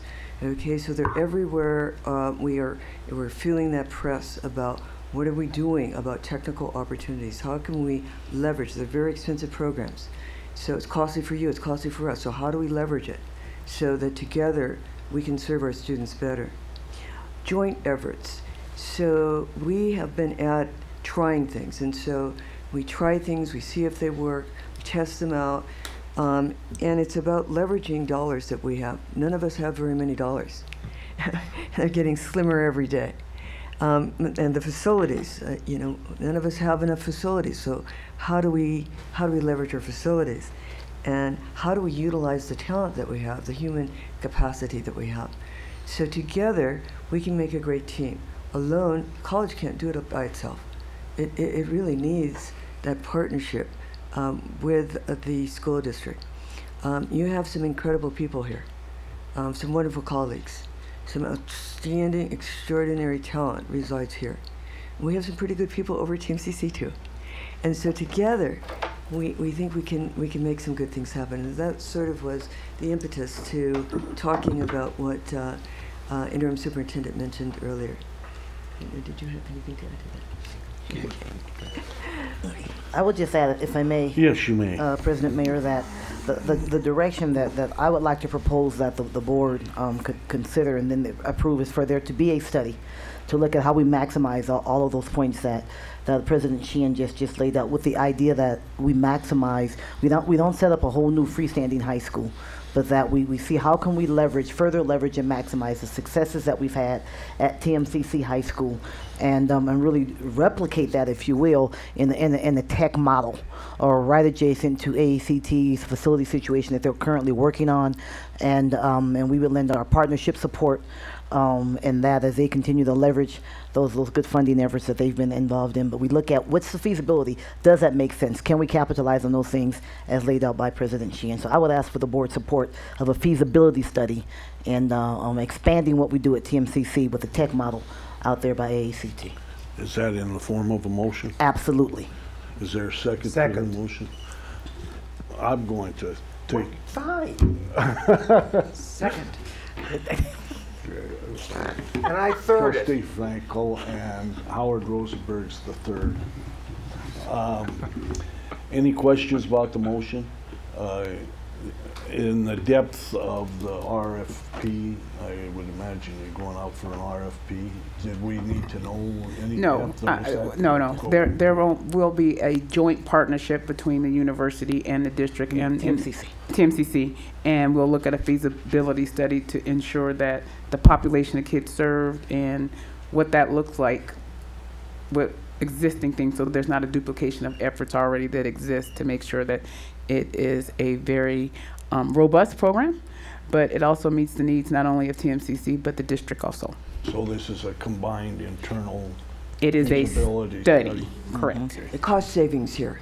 Cost savings. That's what I like to hear. And let me just say that there is some degree of urgency because we are completely renovating that space. So this is the Edison site on Edison Way.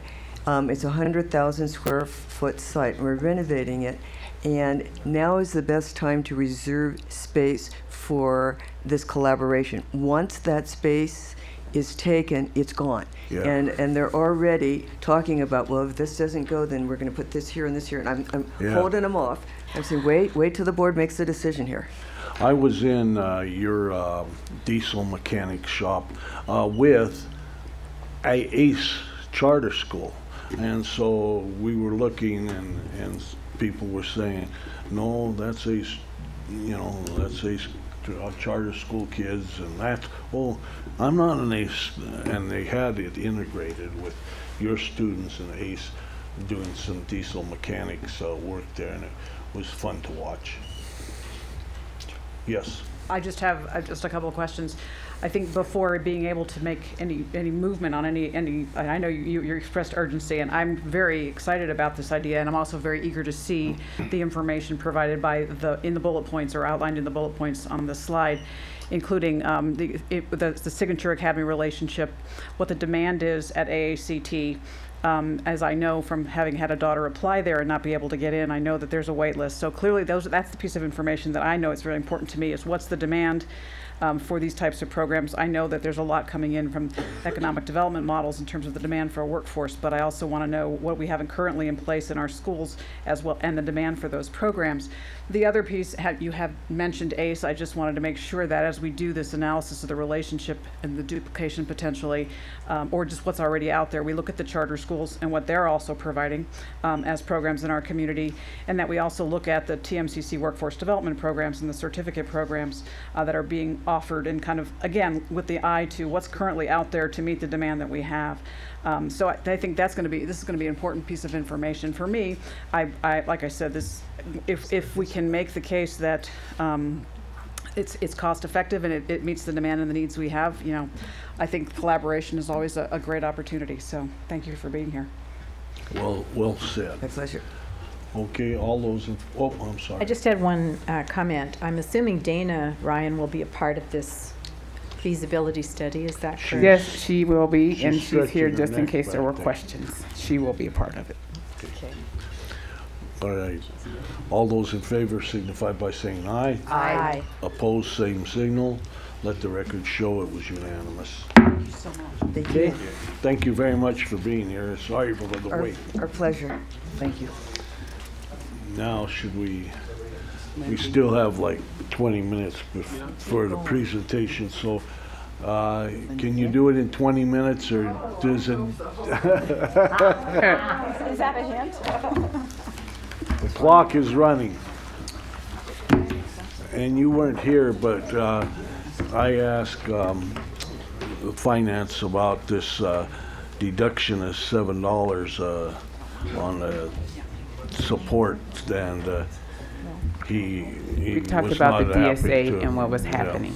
So you might, if there's more news, I hope it's good news that they restored it. But whatever news you have would be great. And I want to thank you personally for the way you treated Dr. Taylor and myself when we went down to present our bill. It was bing, bing, bing. You had everything organized. I didn't have to say, oh, I had to go down there and wait around and everything. It was very well orchestrated, and I applaud you for that. Thank you. Thank you, President Mayor. Lindsay Anderson, for the record. Here today to give you a legislative update. I think it's the 4th week of the legislature. It feels like May, I have to tell you. Oh my goodness. It worries me that it's only February. Yeah, I have lots of things to talk about. First, I just want to really say thank you to our staff, because I am nothing without them giving me the information of what to say. I know like this much about this many things, but we have a great team. I call people at 2 o'clock in the morning and send them crazy emails, and they always respond. So I'm incredibly grateful to have that support. Or text, or whatever. However I can get somebody, I'll track you down if I have to come to your house. Leave that too. So I think, if you don't mind, I have 3 bills that I want to talk about, and then I want to do a little bit on capital, talk about the capital situation and kind of give you an update on that. But first off, I'm hoping to I want to say thank you also to President Mayer and Dr. Taylor for coming down for the bill hearing on Senate Bill 19, which is the Washoe County School District bill to enable school boards to pose advisory questions on general election ballots. I thought the hearing was fine. We had met with many of the members before the hearing. There were more questions actually than I anticipated, but we were glad to have the support from the cities of Reno, Sparks, the Nevada League of Cities, the Chamber of Commerce, the Nevada Association of School Boards, and the Nevada Association of School Superintendents. The Nevada Association of Counties presented an amendment at the bill that I found out about that day that would limit the bill only to be for counties that are basically would enable only Washoe and Clark counties this luxury, not the rural counties.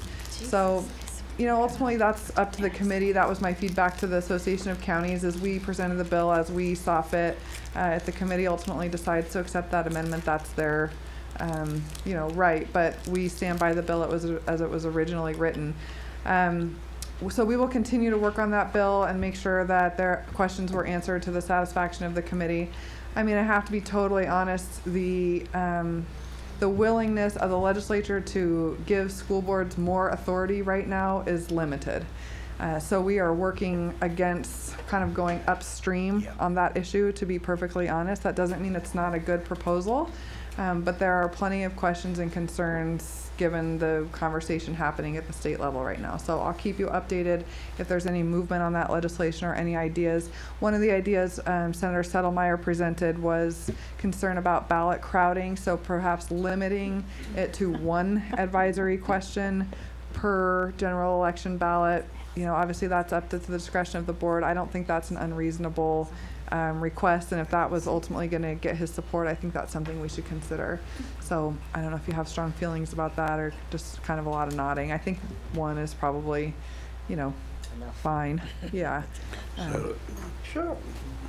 Do we need to make a motion? We'll just, Do we need a motion? Or? Well, would you like to make the motion? Because they're crowding you out on these motions. I think if you provide direction, that's probably sufficient Direction. as far as I'm concerned. But if you want a motion, that's fine. Well, is there anybody opposed to not directing her to look at putting one on the ballot at a time? Okay, good to know. Looks like it's unanimous, so. Thank you very much. You bet.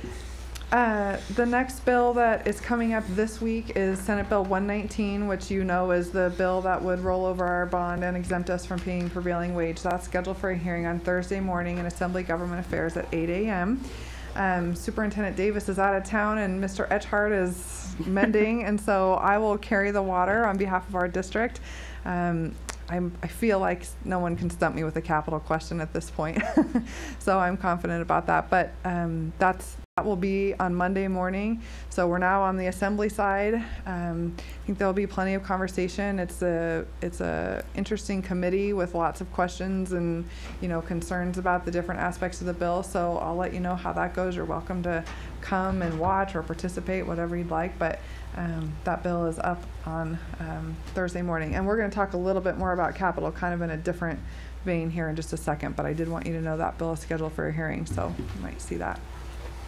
And then on Friday in the afternoon, well, Friday morning is the conclusion of the budget hearing on the DSA and the education budgets in Senate Finance on Friday morning. They started that last Thursday, got about halfway through, so this is the continuation of the budget hearings.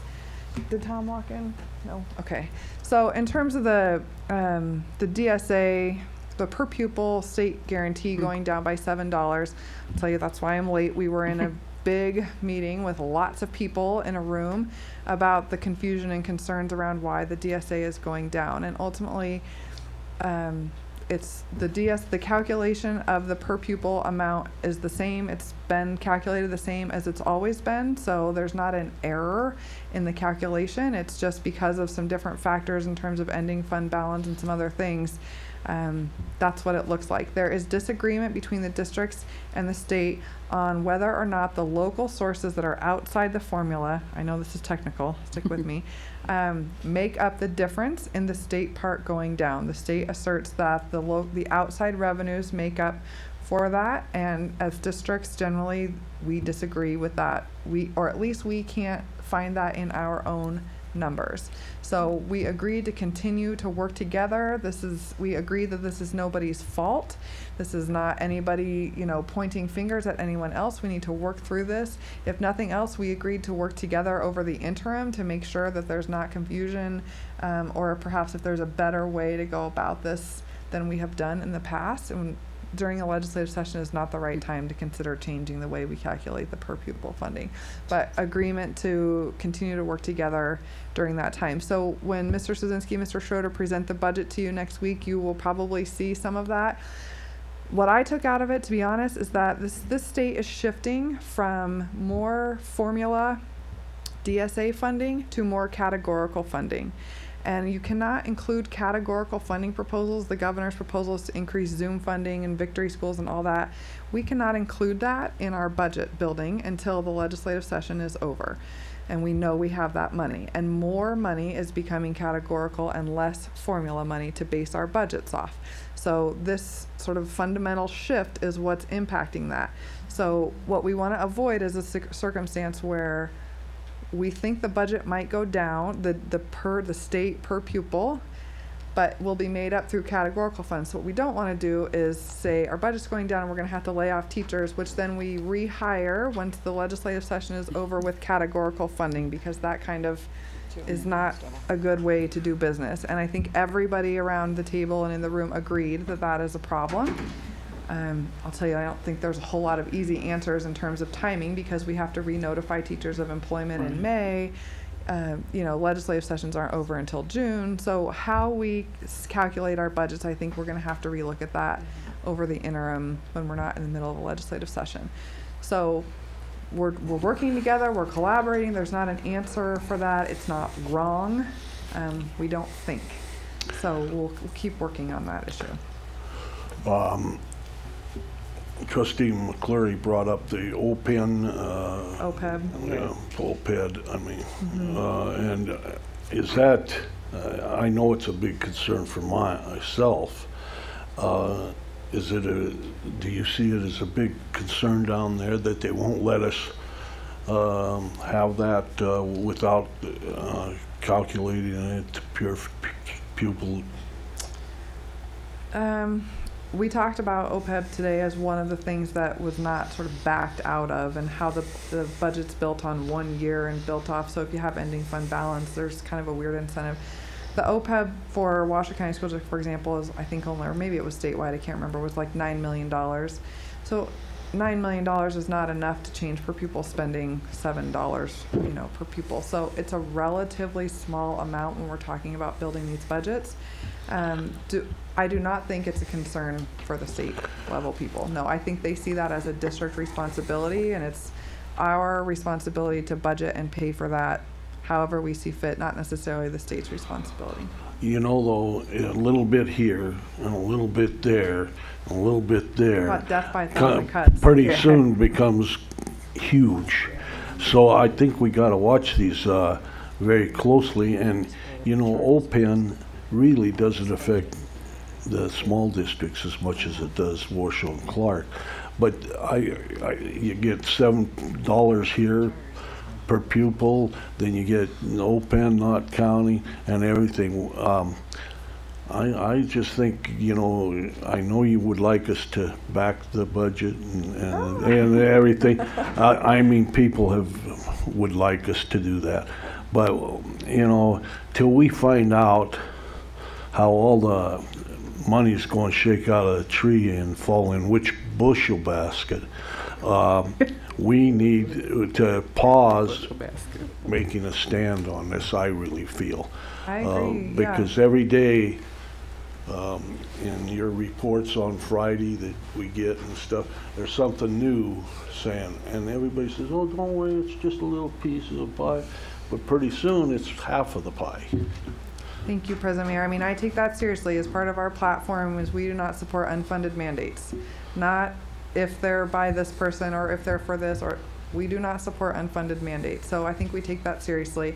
I guess what I would say is that there's no intention by the governor or the legislature to decrease funding to education. That is, nobody is trying to go that direction. I think the pressure is on, we have inflationary costs built into our regular general fund, yes, steps and COLAs and all that stuff that we bargain, that we have increasing costs, and we're taking money that we normally fund with that and spending it on specific programs like Zoom or special ed or gifted or whatever, and it's not covering our existing costs. So that's the nexus of this issue, and I I don't think there's a solution to that this session. I think that's just, we're going to have to deal with that as we move forward and how we build our budgets. Any other statements or questions? Okay.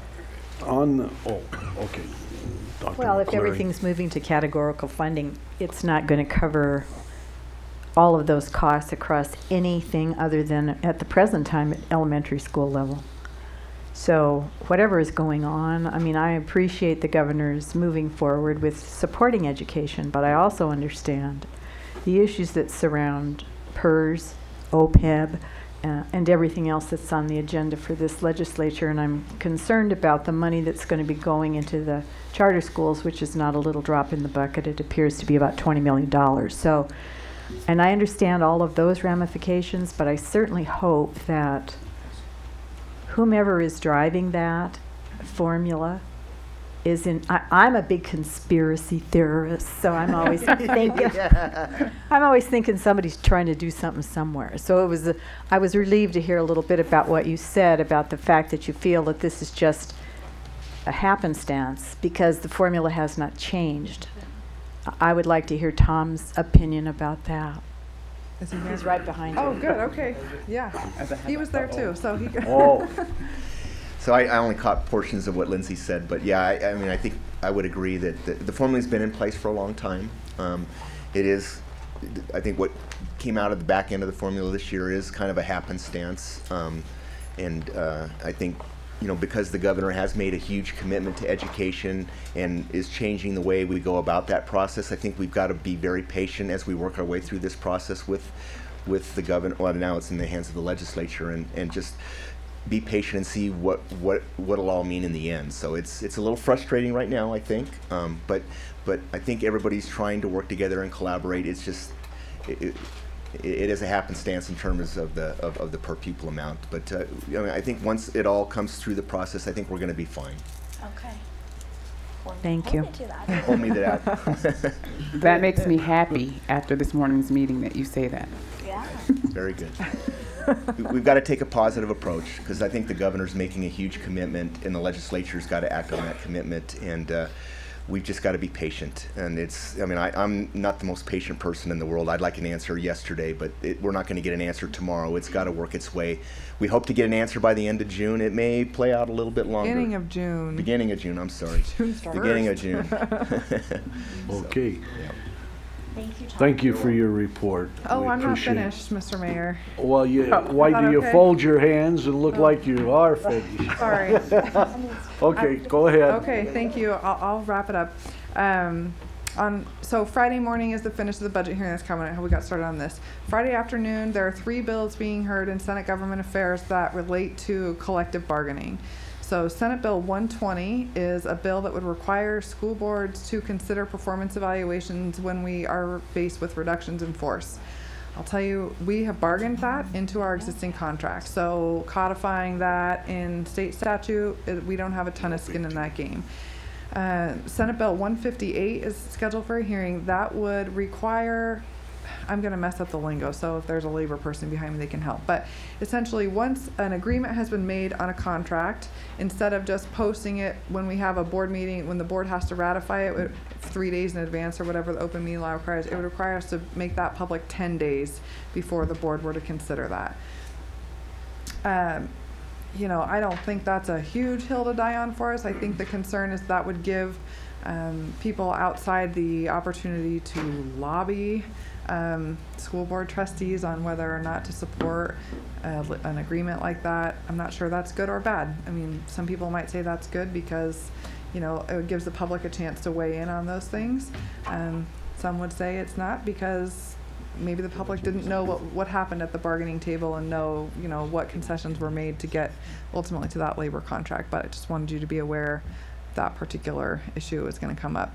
And then Senate Bill 168 is scheduled for a hearing on the same day in the same committee, and that would essentially protect our ending fund balance, 25% of our ending fund balance from being considered in an arbitration ability to pay type of situation. So in the past, you'll remember, those of you, Dr. McClary and President Mayer, when we went to arbitration, they could consider basically what you had in one-time sort of savings up to a certain percentage, and this would increase that to 25% so that we could protect, basically, to be sort of fiscally conservative and not get down to 1 and 2% reserves, which is dangerously low for a school district of our size. This would protect up to 25% of that. So those are the 3 bills right now that are scheduled around collective bargaining. And I told you in the beginning, and I'll tell you again, there are more aggressive pieces of legislation coming. These are the little guys that got drafted and are getting hearings right now, but more of that is coming. So that's what all the balloons in the finance department are for, huh? Is that last bill, huh? They're having a party. I think from the financial management side from the school district that would be a positive thing. Absolutely, I think so.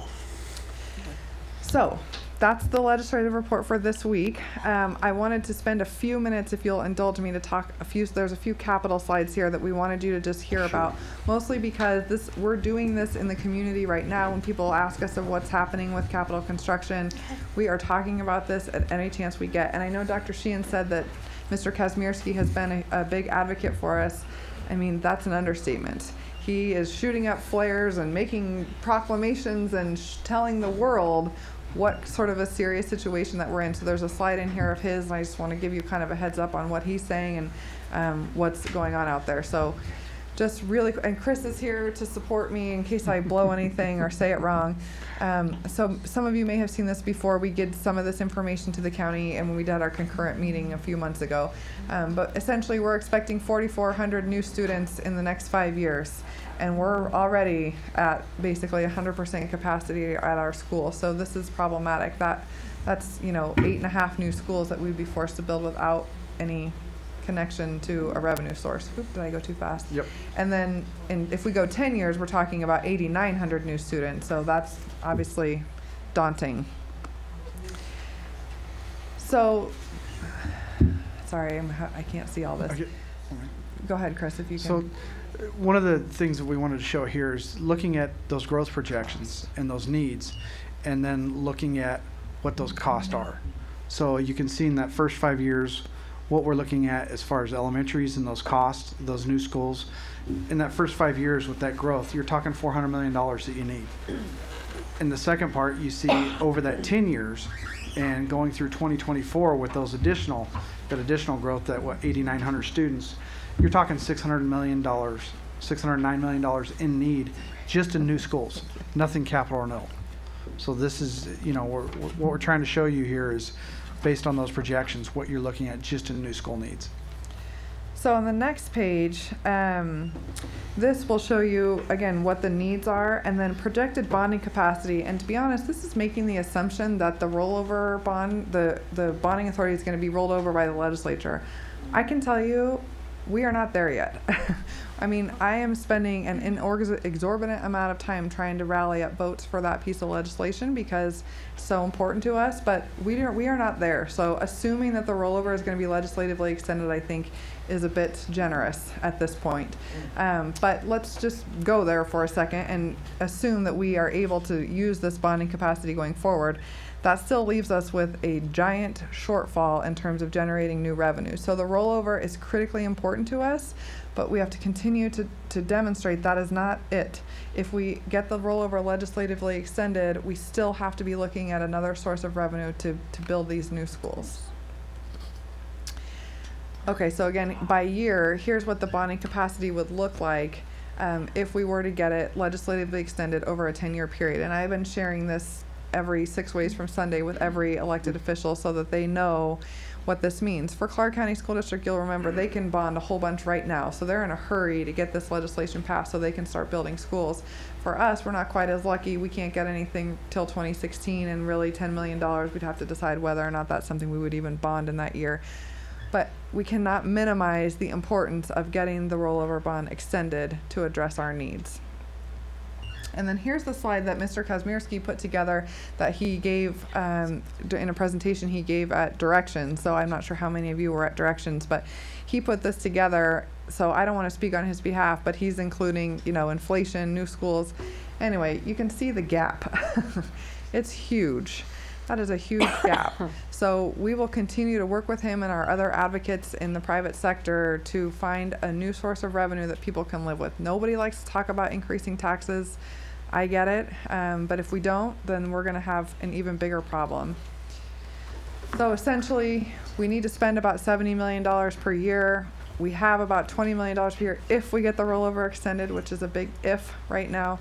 So we're looking to generate somewhere in the neighborhood of $50 million a year for the next 10 years to be able to meet our needs. That is no small potatoes. If you remember, AB 46 was $20 million a year. So that's it. Okay, so there was something else I was going to... so one of the things that Mr. Kazmierski's been talking about that you may hear about, and again, I think I said this last time, but there was an article in the paper on Sunday with his idea, and his idea is to get the legislature to authorize a 2016 binding ballot question for a temporary sales tax increase of 0.5%. So that's something that's out there. That was his idea. You know, we're kind of kicking that around, I guess, and maybe at some point there'll be an appropriate time to come and have a really robust discussion about that with you.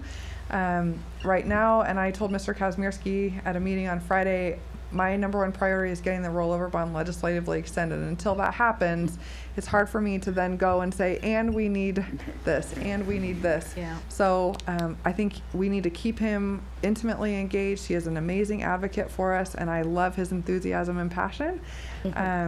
And we just have to make sure that the timing is all right. So Chris, jump in. Superintendent Davis, you look like you want to say something. Go for it. Well, I'll just say that we have really been busy down at the legislature, and I think that if you've having the opportunity to go with Lindsay, very conscious of the time and like really have you ready to go, so when you walk in you have the speaking point ready to go. I think she got a few surprises this time herself. That's true. But really doing hard work around our needs and making sure people understand that. Lisa. Tell us the pushback you're getting for the rollover, and what's the concern? Oh man, okay, so, and remember, Senate Bill 119 includes a 10-year legislative extension of existing rollover bonds and exemption from K-12 and higher ed and prevailing wage. So as a general rule, Democrats, one of their pillars of their party is, around prevailing wage. So my guess is we will get no Democrats to support this bill no matter what happens. Okay. Even though the Republicans have the majority, I'll tell you there are a lot of Republicans who are very hesitant to legislatively extend the rollover bond. They see it as going around the will of the voters. So there's pushback really from both parties. I do think there are enough people genuinely committed to seeing school construction move forward that I'm not saying there's not a chance, and we're working really hard every day on it. But it's not an easy lift. It is a difficult ask, really, from anybody,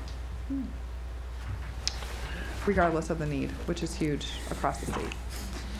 Okay, is that it? That's it. Continue the great work you're doing. Good job. Thank you. Thank you very much. All right, we're going to take a short break, and then we'll come back with recognition of the folks that need to be recognized. 5 minutes, which probably would be 10.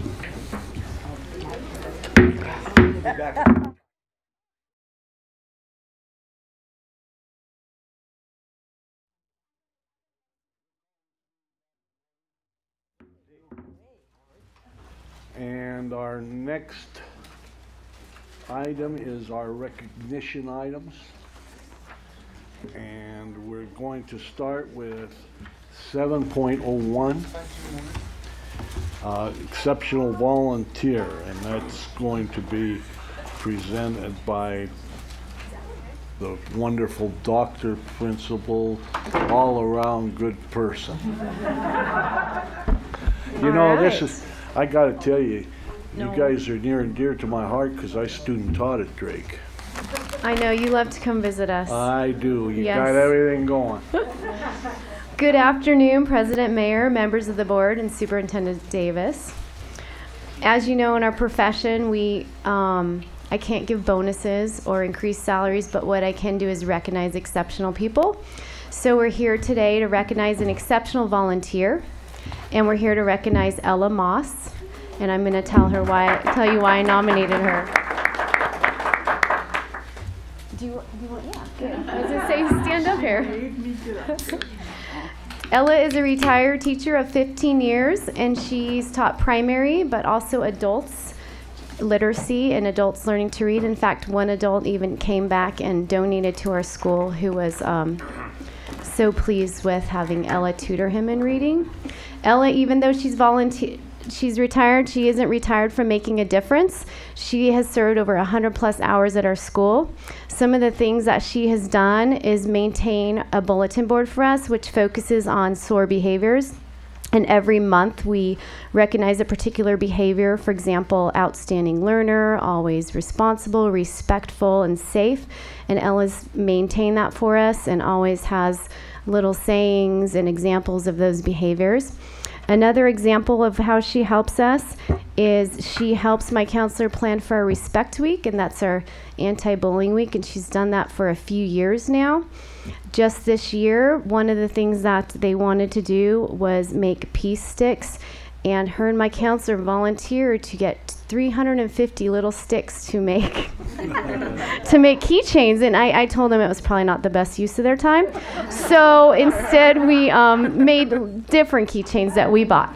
But that is an example of how she is always willing to go above and beyond.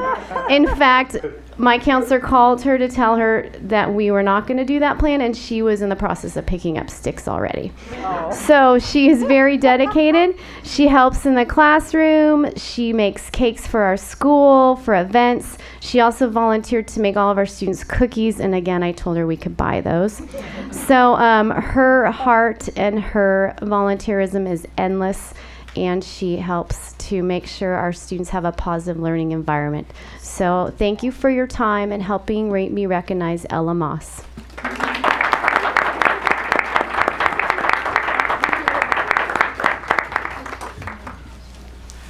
Thank you, Dr. Truax, and all those that came with me. I have my husband with me today, and other staff members at the at Florence Drake. Stand up, stand up. I love you all. That's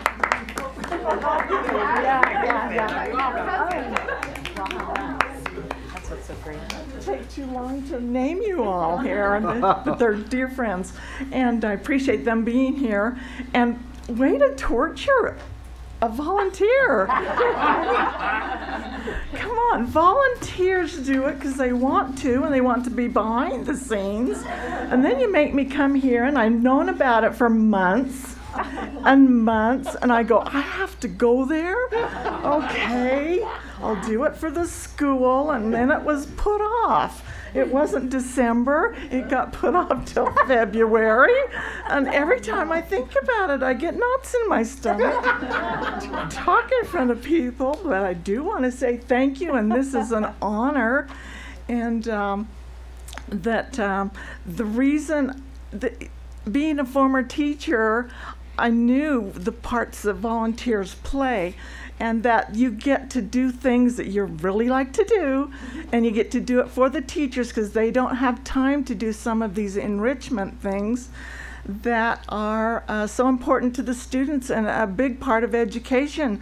Mrs. Boyd's class, they wanted to match, go in with their mathematics curriculum, and they wanted to get into shapes and measuring and all this, and they were making a quilt. Well, Mrs. Boyd didn't have time to do all that, so behind the scenes, yay, we're doing all this cutting and all for these kids to make a quilt. And I should have done a pre-class to it. There was so much educating going on, and we were to do it in shortened times, and it was really fun because you get those 5th graders and they're going, okay, I need some more of those pokey things. And I go, okay, these are needles and these are pins. Which pokey thing do you want? And it's just a crack up. Working with kids are just so fun to teach, and they're measuring and everything. It was just a hands-on education that required no electronics. And the kids loved it. The boys loved hand sewing this quilt. And it ended up going to Africa. In fact, the quilt and ended up going there to a class that they were doing pen pals with, and it was really an awesome thing to get to do that and get a kick out of it. And I think rewards anyway for volunteers is the volunteer work itself, and when you get to work with people like this at Drake, it's like my home there because all 7 of my kids went there. Yeah. And I had a daughter grow up and become a teacher, and she taught there for a few years before having to move away. And so when I got transferred back to Drake to do my last 7 years there, it was really awesome. It was like coming home. It was such a good atmosphere. And so it was really a fun thing to do, to be a volunteer, to go behind the scenes and be able to help teachers with the extra stuff that really adds fun and depth to the education. Anyway, I appreciate it, and I share this award with all volunteers in the district, and I thank you all. Thank you. Just a second, we have a resolution, Dr. Do we have to vote on this? Of course. We vote on everything. We're going to put it in our policy book. All right, this is State of Nevada, Office of Governor Brian Sandoval, a certificate of recognition presented to Ella Moss, Washoe County School District Exceptional Volunteer. In recognition of your wonderful contributions to Drake Elementary School, your volunteering for countless hours to help support PBS and SOAR is making a major difference. Thank you for your dedication to the students, family, and staff. Signed February 2015, Brian Sandoval, Governor of the State of Nevada. Oh, wow. And you have to wait for pictures, photographs.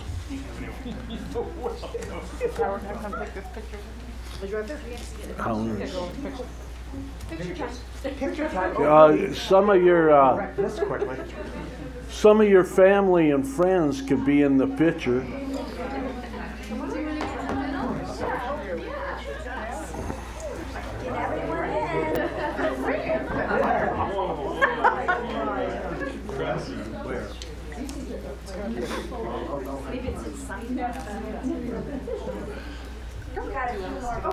I'm sorry, we're all going to trees.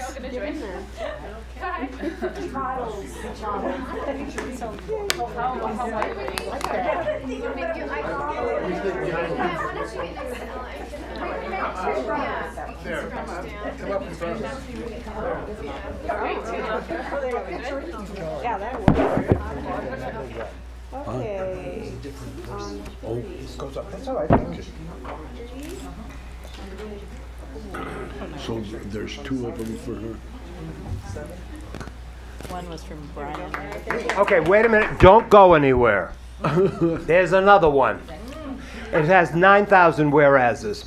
Resolution by the Washoe County School District Board of Trustees. Whereas the Exceptional Volunteer Award is given by the Board of Trustees to a school district volunteer or business volunteer, whereas the exceptional volunteer must complete 100 or more volunteer hours, must be nominated by a district staff person, and must be selected by the Exceptional Volunteer Committee, whereas Ella Moss, as a retired teacher, has volunteered countless hours to support the positive behavior supports effort at Florence Drake Elementary School, where the focus is on safe, outstanding learner, always respectful and responsible behaviors by creating and maintaining a bulletin board which informs and provides reminders regarding SOAR behaviors and action, whereas Ella, in addition to performing many jobs in the classroom to assist the teachers, coordinated and attended Respect Week and planned and assisted the teachers with the implementation of the activities to promote anti-bullying during the week, and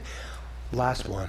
Whereas Ella Moss has made a difference at Florence Drake Elementary School by contributing her efforts and talents to help bring a positive environment to the school, now therefore, in consideration of the above, the Washoe County School District Board of Trustees does hereby recognize Ella Moss, Drake Elementary, as an exceptional volunteer. And I want you to notice that she's so exceptional. Look at her make time fly. Look at it go.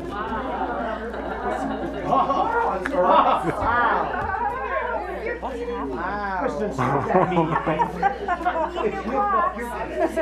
now, so move something.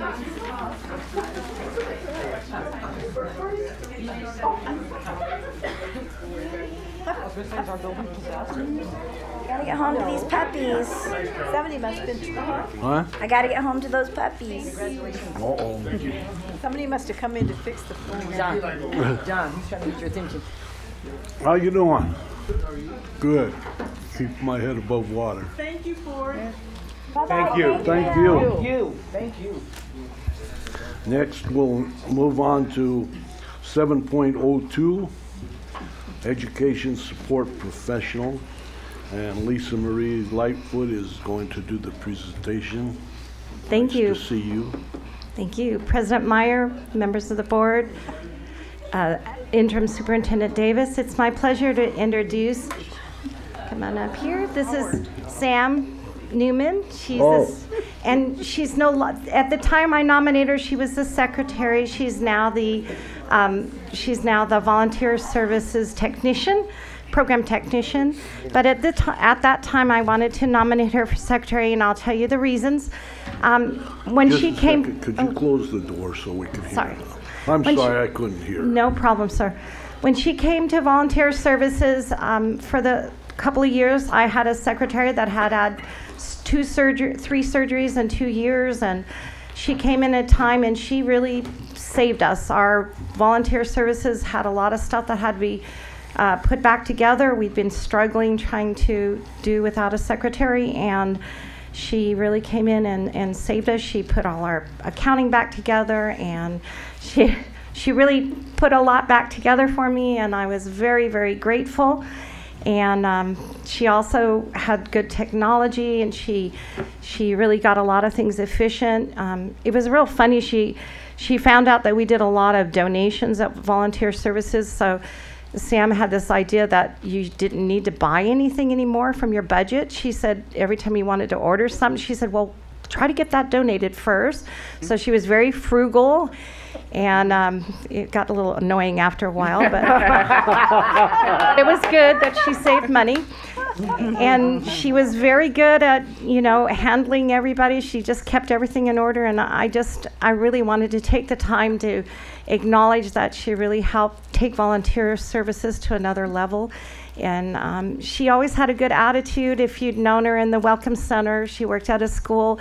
She always has a beautiful smile, and she kept a good attitude. And there's lots of times when I didn't feel like everything was going to work out at volunteer services. It was a stressful time, and she always was there with a good attitude and kept me going, and I really appreciated that part of her. And one of the best things about Sam, I think, is that she loves children. Sam is known, there's different times where we were at Boys and Girls Club doing recruiting, and there was a little girl that just fell in love with one of the Barbie dolls on the table, and she didn't win. And Sam went around and bought a Barbie doll to give to her from one of the people. So that's just how Sam is. We have another program too where we have these welfare moms that we try to make sure that they have clothes. They come in and they do some program with us where they do hours of work, and in return we give them job skills. And sometimes they don't have appropriate clothing, and so we have an arrangement with the Assistance League where where we get them clothes vouchers. And so we were kind of bumping up one of our Vanjie Russell and Sam were working to get some more resources for our schools, so we were kind of bumping up this program. And so I said, Sam, we're really going to have to get some more vouchers. I'll go back to the Assistance League and you check and see if there's any other thrift stores that might want to give us some more vouchers. And so I sent her off, and she came back, and she was so excited. She came back, she goes, I said, oh, should you get some more vouchers? And she said, oh, no. She goes, but I got some place that'll have some more clothes. They can get clothes for their kids. And I'm thinking, gosh, not only am I taking clothes for the moms, now she's got clothes for the kids. Wow. But that's what's important. I think we all have to remember that we're here for the kids. And that's something I love about her, that she always keeps the kids first. And no matter where we are and what we're doing, it's about kids here. So I love that part of her. And so for that part, I wanted to just let her know that we're grateful, and I appreciate all she's done for volunteer services.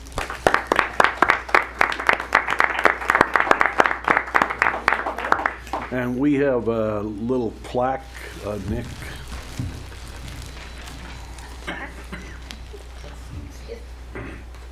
This is yours, and it says Sam Newman for outstanding service to Washoe County School District 2014-2015, presented by the Board of Trustees.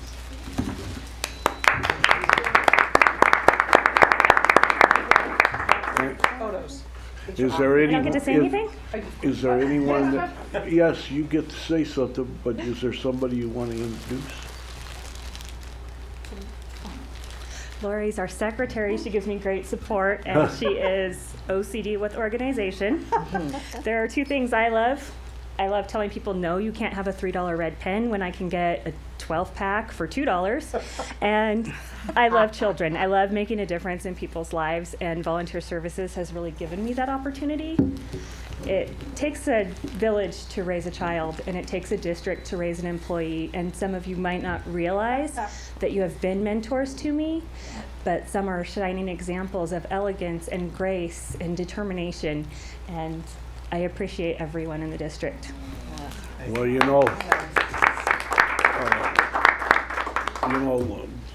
Mrs. Lightfoot said that you were such a great person in the Welcome Center, and you really were, because when people came in, you were the greeter, and you set the tone for their whole time there. And I saw many a time that you had an angry person about transcript or whatever, and you handled it so beautifully that the parent thought, this is nothing, and you did a wonderful job, and then you, in your jobs that you've gone forward with, you just have done a real nice job. And we're going to have photographs. All right.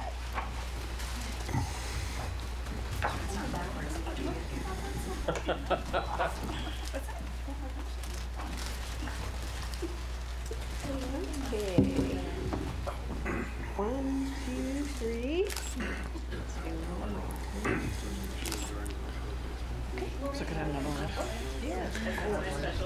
And thank you, and congratulations, and remember,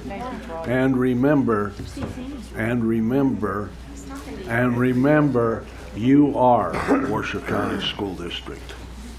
Thank you so much.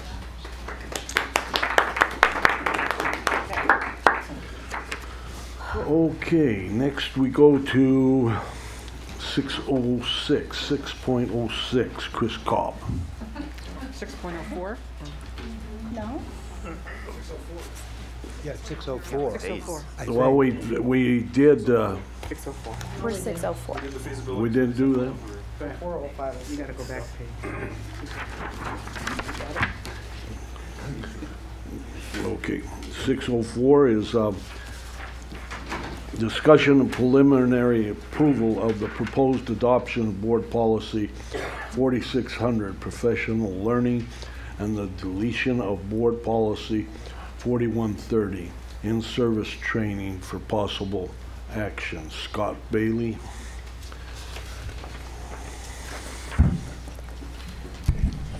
For the record, Scott Bailey, Chief Academic Officer. Joining me is... For the record, Dr. Salwazaki, Director, Professional Learning Department. President, Mayor, Superintendent Davis, Trustees. We are bringing Policy 4600 to you during this formal board meeting, having recently come through Board Policy Committee with some recommendations for edits. We've made those edits, bring it before you this evening to see if we can move it forward. This is a professional learning policy 4600. It recognizes deletion of policy 4130 for your information. This is a new policy. Any questions? I don't. The chair will entertain. This is final approval. No, this is discussion and preliminary approval. It will go out, if approved, it'll go out for 15-day review and come back for final approval after the 15-day review. Okay, this is, we're approving it to go out. Yes. Okay. I move that the Board of Trustees provides preliminary approval to the adoption of Board Policy 4600, professional learning, and the deletion of Board Policy 4130, in-service training, and initiates the 15-day public review process. Second. Mr. Rosenberg, seconds. All those in favor signify by saying aye. Aye. Opposed? Let the record show unanimous. Yay. Thank you. Thank you. Thank Next is 6.05. Mr. Chris Cobb. I knew you were there someplace. Yeah, good afternoon again, President Mayor, trustees, and Superintendent Davis. Before you this evening is the second step in the three-step process for Board Policy 7110, and that is the community use of facilities. Recently, you all reviewed that at the Board Policy Committee meeting. There were no major edits, and I believe the information you requested on the fees was provided. I'd be more than happy to answer any questions you have this evening regarding that policy. Any questions? You all got to look at the list of fees. Okay. The chair will entertain a motion for the preliminary approval and going out for a 15-day review. I move that the Board of Trustees provides preliminary approval to the proposed revision of Board Policy 7110, community use of facilities, and the proposed deletion of Board Policy 1331.1, use of facilities by traveling youth groups, and initiates the 15-day public review process. I second. Is it okay? Yes, it's fine. It's seconded by Angie Taylor.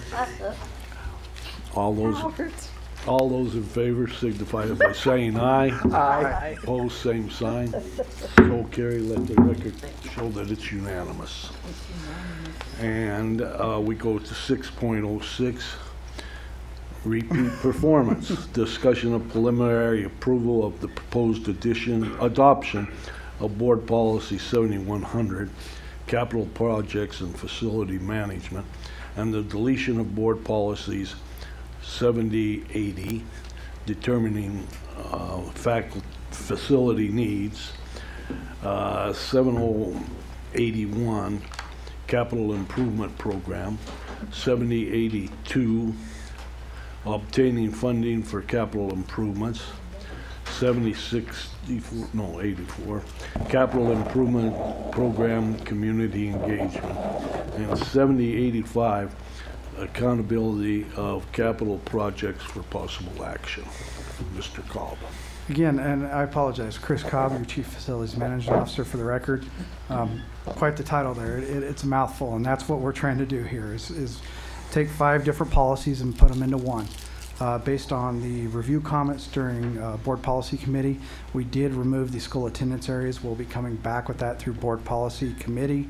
Then to you is the Board of Trustees for those attendance zones and that zoning.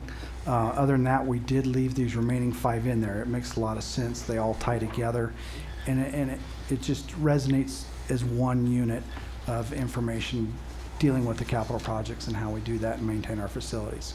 So here again, this is the second step in a 3-part process.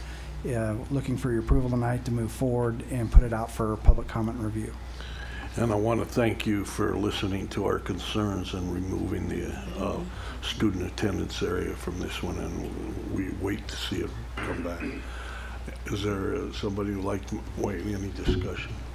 Seeing none, would somebody like to make a motion? I move that the Board of Trustees approve preliminary approval to the proposed adoption of Board Policy 7100, Capital Projects and Facilities Management, and the deletion of Board Policies 7080, Determining Facility Needs, 7081, Capital Improvement, 7084, Capital Improvement Program Community Engagement, and 7085, Accountability of Capital Projects, and initiates a 15-day public review process.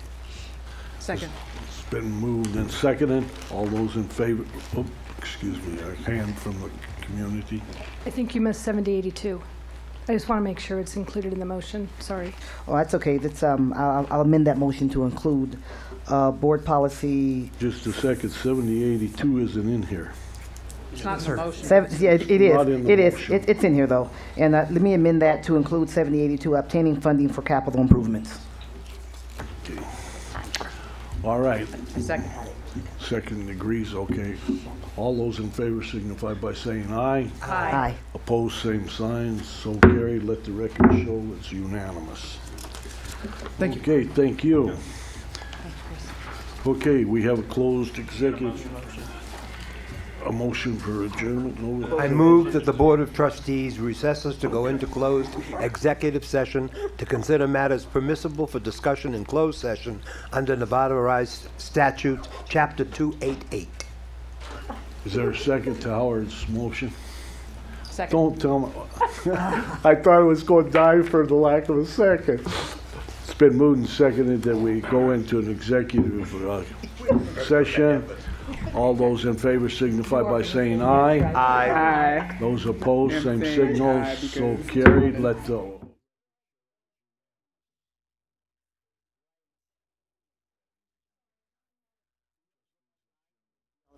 we're automatically, when you made your motion and I hit this, they turn it on. Oh, okay. See the little red light on the camera there? Let's everybody wave to the kids. Yeah, your fans will love that. Oh, thousands. Okay, any requests for future agenda items? Howard. I am really disturbed about this testing situation. I know that Mr. Ippolito can be difficult at times, but I really am concerned with the basic question. It isn't just a test. If parents don't want their kids to do something, how can the schools say they have to do it? They don't. Not necessarily now. I read my email. I understand that. What I'm trying to figure out is, what do we do in order to respect the rights of parents? Well, let's not debate this. The question is, what kind of presentation does Right. the board want or not want regarding that issue? Yeah. I'd like to know exactly what the statutes say. Okay, so you want a presentation at an agendized meeting Yes. on So what we the can discuss it. what the standards are that the state has set down. Yes. Okay. Well, I think the state has come down with their opinion. We Yeah. can present that to you. I think that's what he's Right. saying. Is Fine. What is the state? What is What it? are the parameters that we have to work within? Okay. we Because can- there are states and, that... and would you like in that presentation a summary of what the other districts in the state are doing? Yes, sure. I think that'd be great. It's so it would be Can I add to his- it would be an informational presentation as opposed to a discussion for action or anything, because it would just be Right. information. Okay. That's all I'm after. And so Very you all know, good. all the superintendents got together and discussed this, so we are on the same page with everybody, so but nobody's acting out of Fine, order. that's fine. But Well, let's that's get it out. let's wait until it's on the Yeah, agenda. okay, exactly. And Nick wanted to add to the trustees. Nick wanted to add to that. And I would just like to see what federal laws, because it has been not just state, but Yes, federal. of course. All standards, federal and state. Okay, and we'll have a presentation on that. Could we do this on the March 24th agenda instead of the March 10th? That would give staff plenty of time to make Yes. the presentation. Yes. March 24th is fine. That's fine. Okay, any other requests? Lisa? I'd like to request that we hold a meeting at up at Incline Village one time this year. That'd be good. What do you? Sure. Okay. You know, they used to do it at Incline Improvement District headquarters. They have that deal in there rather than the high school, because the high school's usually always being used to something, and the elementary didn't have a place. They have their gymnasium Yeah. But their isn't it being lunchroom. used though at at all hours of the day? I don't know, we'd have to check, I guess. Let's check into the availability though of the Incline Improvement District's auditorium there. Okay? Thank you. And you know,